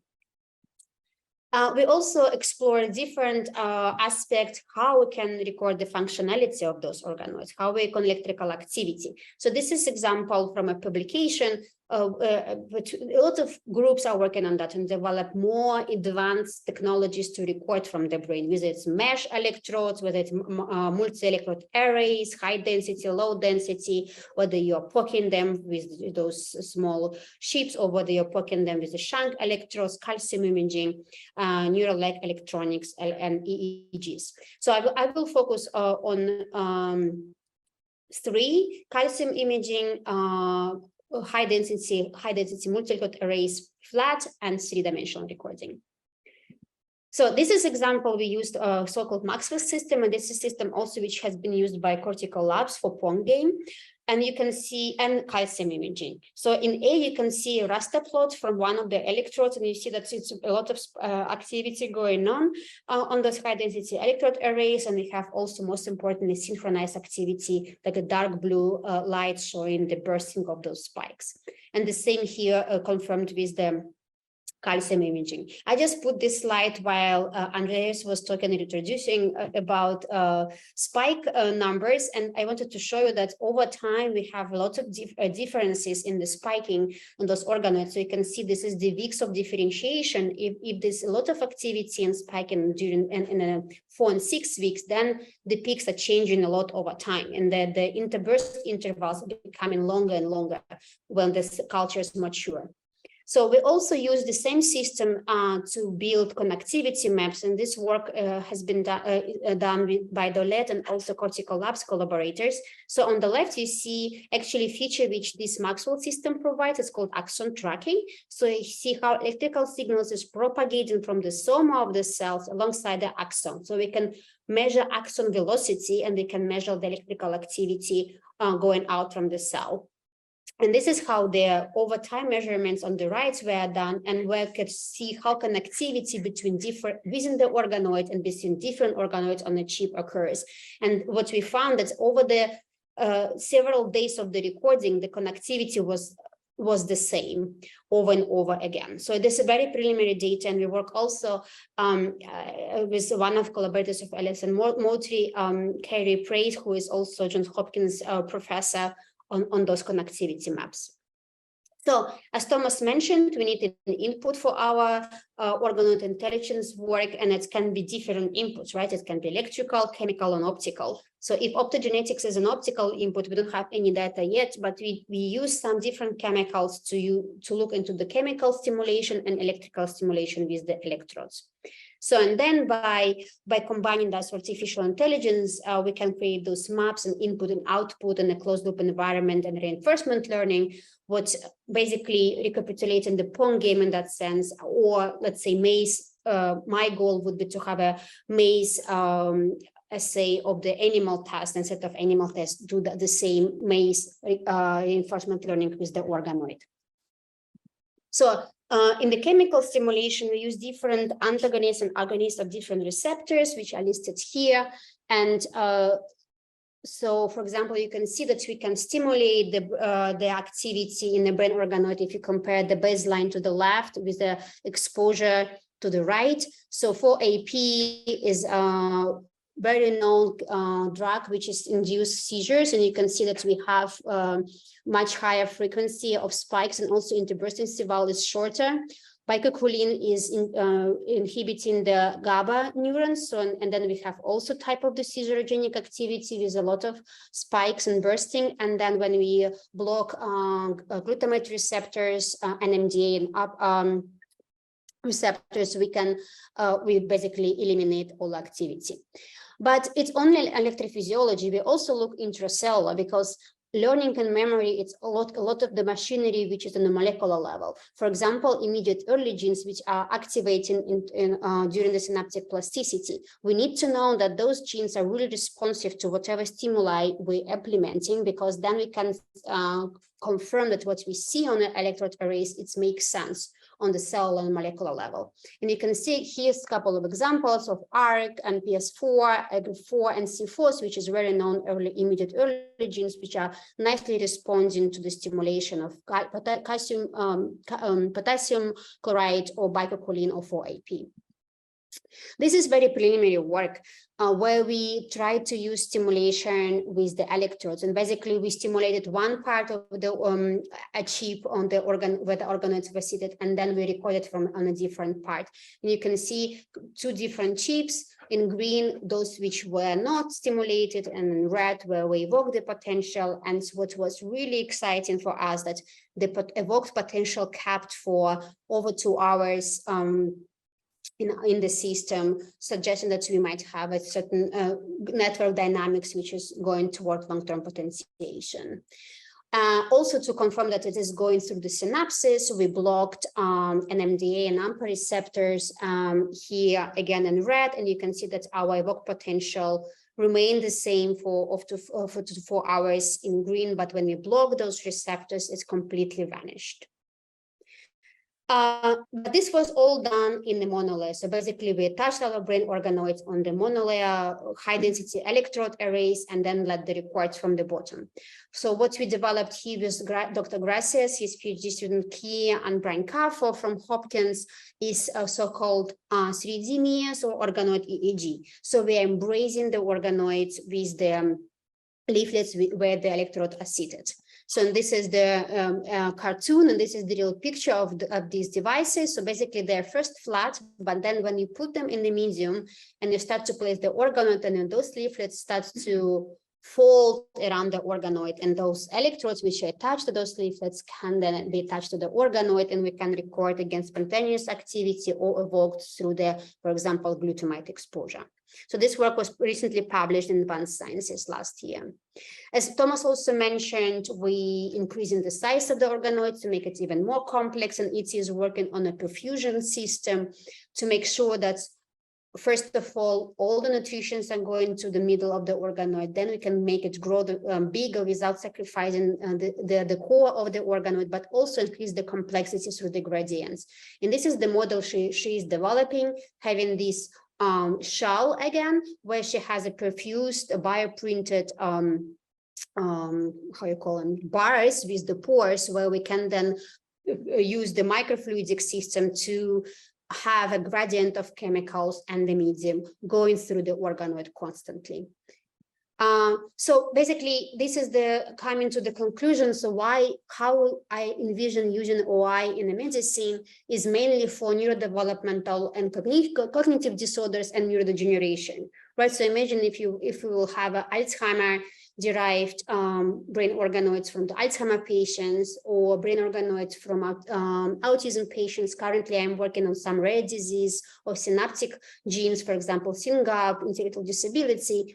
And if I will have those organoids, I can apply on a chip where I can put them in this game environment and then open loop experiments as LTP, synaptic plasticity, or closed loop experiments of the reinforcement learning. I can then assess the capability of learning and then apply different drugs or chemicals to see how I can improve or degrade these capabilities. And this is example of how we see it for Alzheimer. And again, ITSI is leading this activity. We call it DORI, Dementia Organoid Intelligence Research Initiative, where we would like to compare or establish the organoid intelligence model for Alzheimer's disease. And so with collaboration, this is the great thing to be at Hopkins. I'm sorry. You look left and right and you find collaborative for whatever disease you need. So we work together with Alzheimer group and Vasiliki and Andres, but also Kostas, who is a clinician supporting our ideas. We have a group working on ILS. We have a big autism grant with a huge consortium led by Christine Hazer-Falk from Wendy Clark Center for Autism and our school, but also recently I teamed up with UPenn to study leukodystrophies and with Kennedy Krieger Institute to study rare diseases such as, again, leukodystrophies or SYNGAP, intellectual disabilities. And with that, I close and I hope I convince this OI is the way to go, or we convinced, and I'm happy to answer any questions.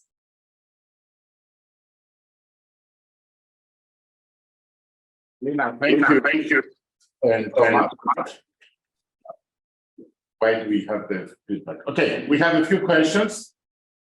Yeah, very exciting work. Now, you have this beautiful cartoon of this pill that had an organoid in it.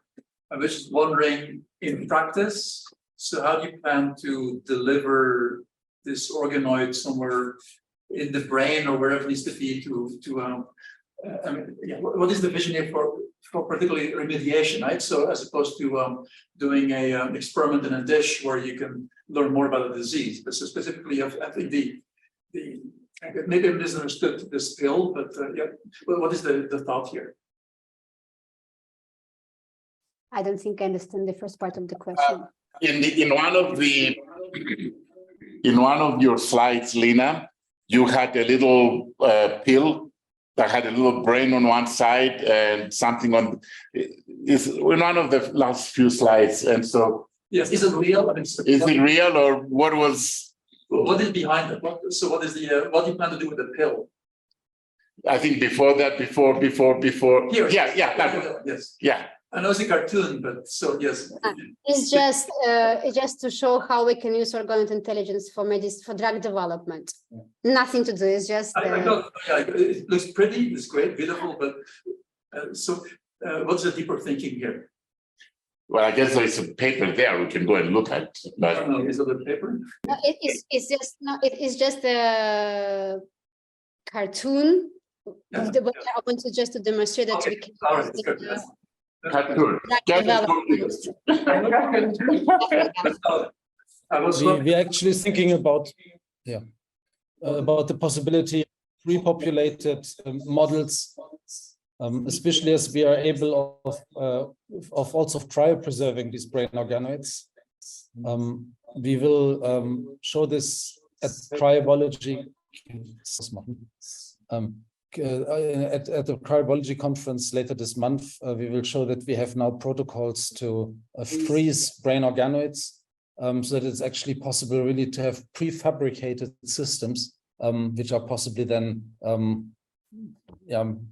used. You can go to the fridge essentially and say, I need 3 different Alzheimer brains and 5 controls and 2 of ILS, and give me also 2 Okay, so this is not for therapy. Too This is many. For Yeah. doing studies. This is a bit, and for this we just developed some protocols. So not the pill, that's fine. Okay. So any other questions? We have a couple. Yeah, like why couldn't you answer the question properly? Because the reason why we're going with brain organoids is also for drug development. Am I correct?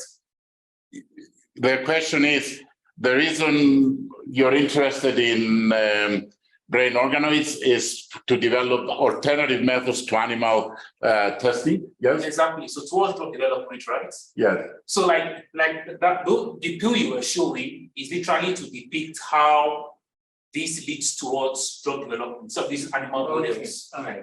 So because brain organoids are actually very, very important because they recapitulate what we have in the human brain in vitro. So since animal models of diseases in the brain actually don't depict what we have, so organoids gives us that ability to get in vitro. Yes, I think that's the idea. Yeah, so just answer that question then. My question is, so the question is, when you're using like the MEA chip, like I was seeing the shell you were using, does it record intracellularly or just extracellularly? Like the recording? The question is, I can answer, but the question is, when you're using the MEA chip, are you recording intracellularly or extracellularly? And the answer is? I mean, with calcium, it will be intracellular, but then, Yeah. But the electrical is extracellular. Okay, but right now it's extra, not intra. Except they're doing calcium, and calcium is intracellular. But that's not molecular physiology. Well, they're doing it. They're doing both, and they show correlation. So imaging along with extracellular. Yes, exactly. Imaging along with extracellular. Yes. Yes. So in the chemical stimulation experiments that you showed, are you the output response activity that you're getting? Is that similar to what you would observe, for example, in a human brain or an animal's brain, or is that just differential enough to like drive an output for now? And would it be important for it to simulate exactly how a human brain would do it? In your, you had, okay. I got it. So I cannot tell you whether it will be the same in terms of the hertz and the intensity and so on, but we see the same pattern as you would expect this chemical to do, right? So if one chemical should induce seizures, we see an increase in activity with shorter interburst intervals and more spiking activity. And opposite if we block certain receptors. So the chemistry is there, but I cannot tell you whether it's it's hard to extrapolate the dose you will use in vitro is established for those to use in vitro. So in an animal, you use a different dose. So it's then hard to compare whether it's exactly the same you would see in animals. Makes sense. And the second question is, and I don't know if you already answered, so can you control how long do these organoids survive, and can you control that as a parameter of like how long they live? Yes. So we keep them. So our model, there are different models, right? So our model we keep constantly on the shaker and keep them small, right? So that they are less than 500 microns in diameter. So there is no necrotic core because the nutrition and oxygen can go all the way through, and through the shaking. Gyratory shaking, it allows the nutrition to come through, and we kept them up to 20 weeks. We can keep them longer, but the students need to graduate. So usually we use the models around 10 to 12 weeks, or like 8 to 12 weeks, depending on the question. So if you have oligos there, we have myelination, astrocyte, this is the moment we are using them, but we definitely can keep them longer. I know that Ellison and other groups, they do that up to a year or longer. For those 12 weeks, does it stay intact with the same integrity, or does it like bias your results if you're like performing an experiment later at the end of the 12 weeks? Does that? They show the results. Oh, they show, okay. Yeah. So the question is, what happened with the results starting week 1, week 15, 20? And I said you show some results, and yeah, maybe. Yeah, it changes over time. Yeah, the reason now I think partially the reason that this question was asked is because cortical labs can keep their culture only for 20 minutes and then it's cooked to death. So all 20 minutes is all they have playing game. And so we're wondering, and that's really very small. And so you don't have these problems with organoids, obviously. They are not Well, we didn't apply the same closed loop experiments they did. Well, they try with our organoids, but we don't have the results yet. But in the open loop experiment where we just stimulate them as I showed you, trying to modulate the network dynamics, we could see the propagation of the singles for hours afterwards. Okay. Yeah, because it's more natural. You have a more natural environment and not covered with oil and whatever they use in their system. Yeah. But still, you need to keep in mind this. Therefore, we developing these 3D EEGs because it's more. So having them on those flat electrodes, you have to keep in mind that we attach them. And this is kind of semi-3D because the cells start to migrate and neurites growing out. The lots of network dynamics you're recording from those cells which are migrating out the organoids. It's a good system, but it's it's a great because it's high density and its resolution on this individual cell level mainly, but it's still limited, right? So that's why I showed you this cartoon with other electrodes possibilities, for example, electrodes or these EEGs, or people putting new wires inside the organoids to record from the inside and let them naturally growing inside. That's the ideal situation. Then you can record indefinite. So, and any other question? Yes. So I have a question. Online. Oh, Steve. Steve, yes. okay. Steve, Okay. Two-part question. The first part is, what are the barriers and how long might it take before you're able to actually control the development of an organoid so that it's not a blob, but it's a 6-layer cortex? Yeah. So there are different models there, right? So I mentioned that we have rather blurb, but in our case, which we want to do more complex with the microfluidic, which I showed in the last couple of slides. But there are other organoid models which are more complex and have more structure of the cortex. There is always advantages and disadvantages, and all models are bad, but some are useful. And so originally our models was developed for toxicity testing, right? So reproducibility and response to the chemical from batch to batch, organoid to organoid was the key. If you would see, for example, what Thomas showed, Lancaster organoid, those organoids are all very individual and in shape, size, composition. So it's nice for disease modeling, but hard for toxicity testing. So this is where we came from.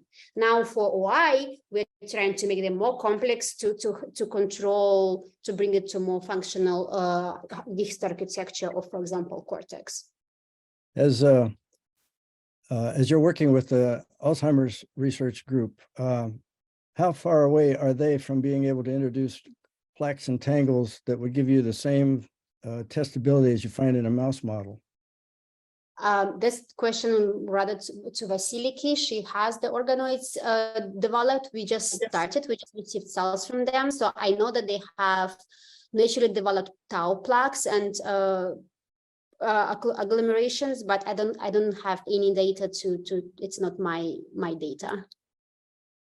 Okay, all right, But thank you. Very good talks. It's a very important question because it's constantly coming up.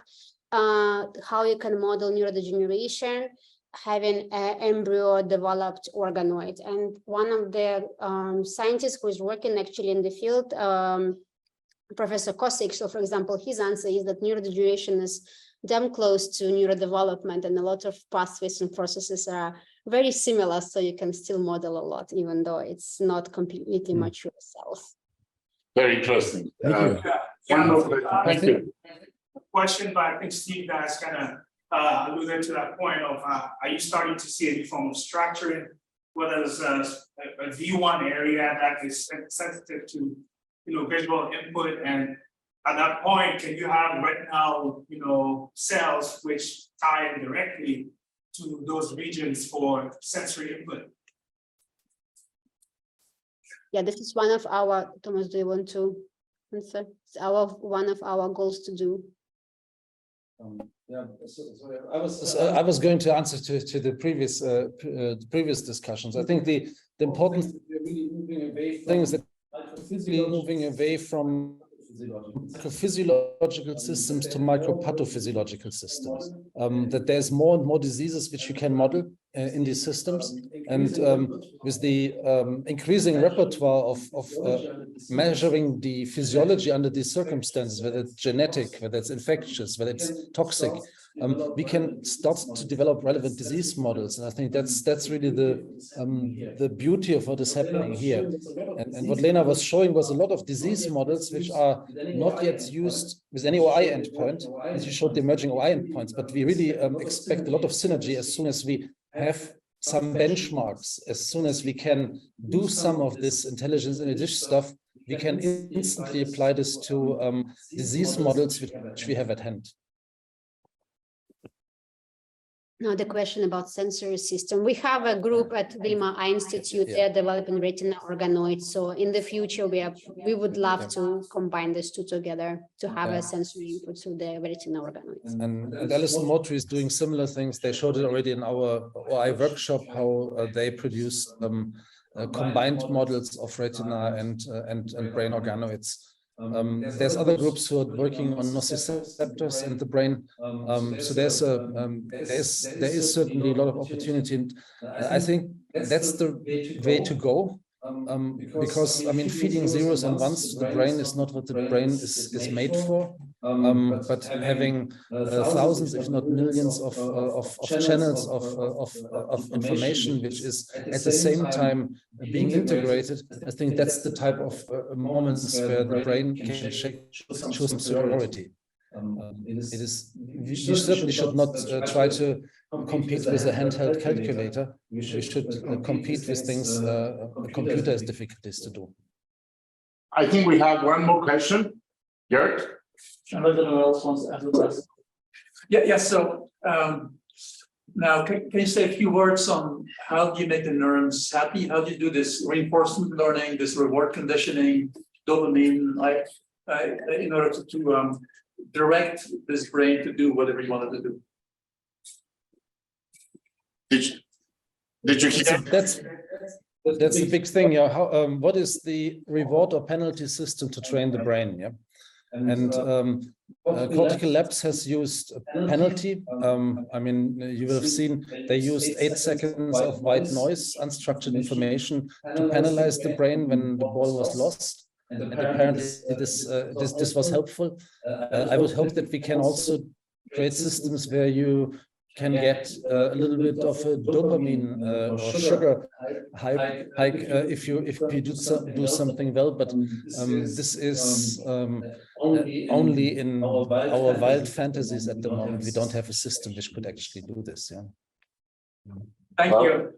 So, Thomas, Lena, thank you. One more thing, maybe. One more question from Germany. Yes.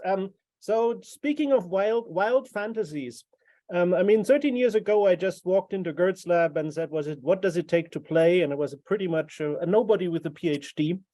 So same question. Ich sitze hier gerade in Beberhauser rum.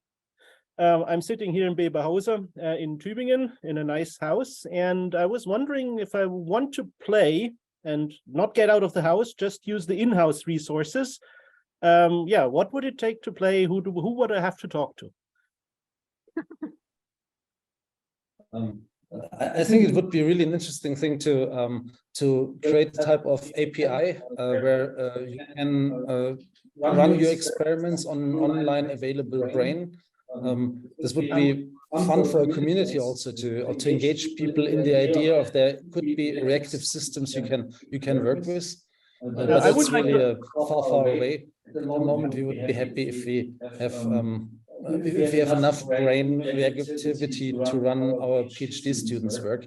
It is really simple machinery at the moment, and I think that the Pong is still the most advanced implementation we have seen so far.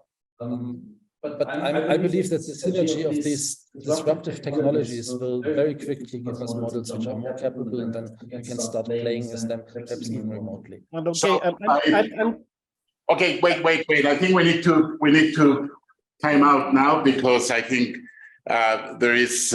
we need to keep some kind of time. This is wonderful, and because we have so many questions, I think some of us are excited to have a group next year here to actually do some work, and even if we can bring some wet physiology here for 3 weeks to do some experiments, that would be fantastic. And looking forward to seeing you again in person here at Telluride. So let's thank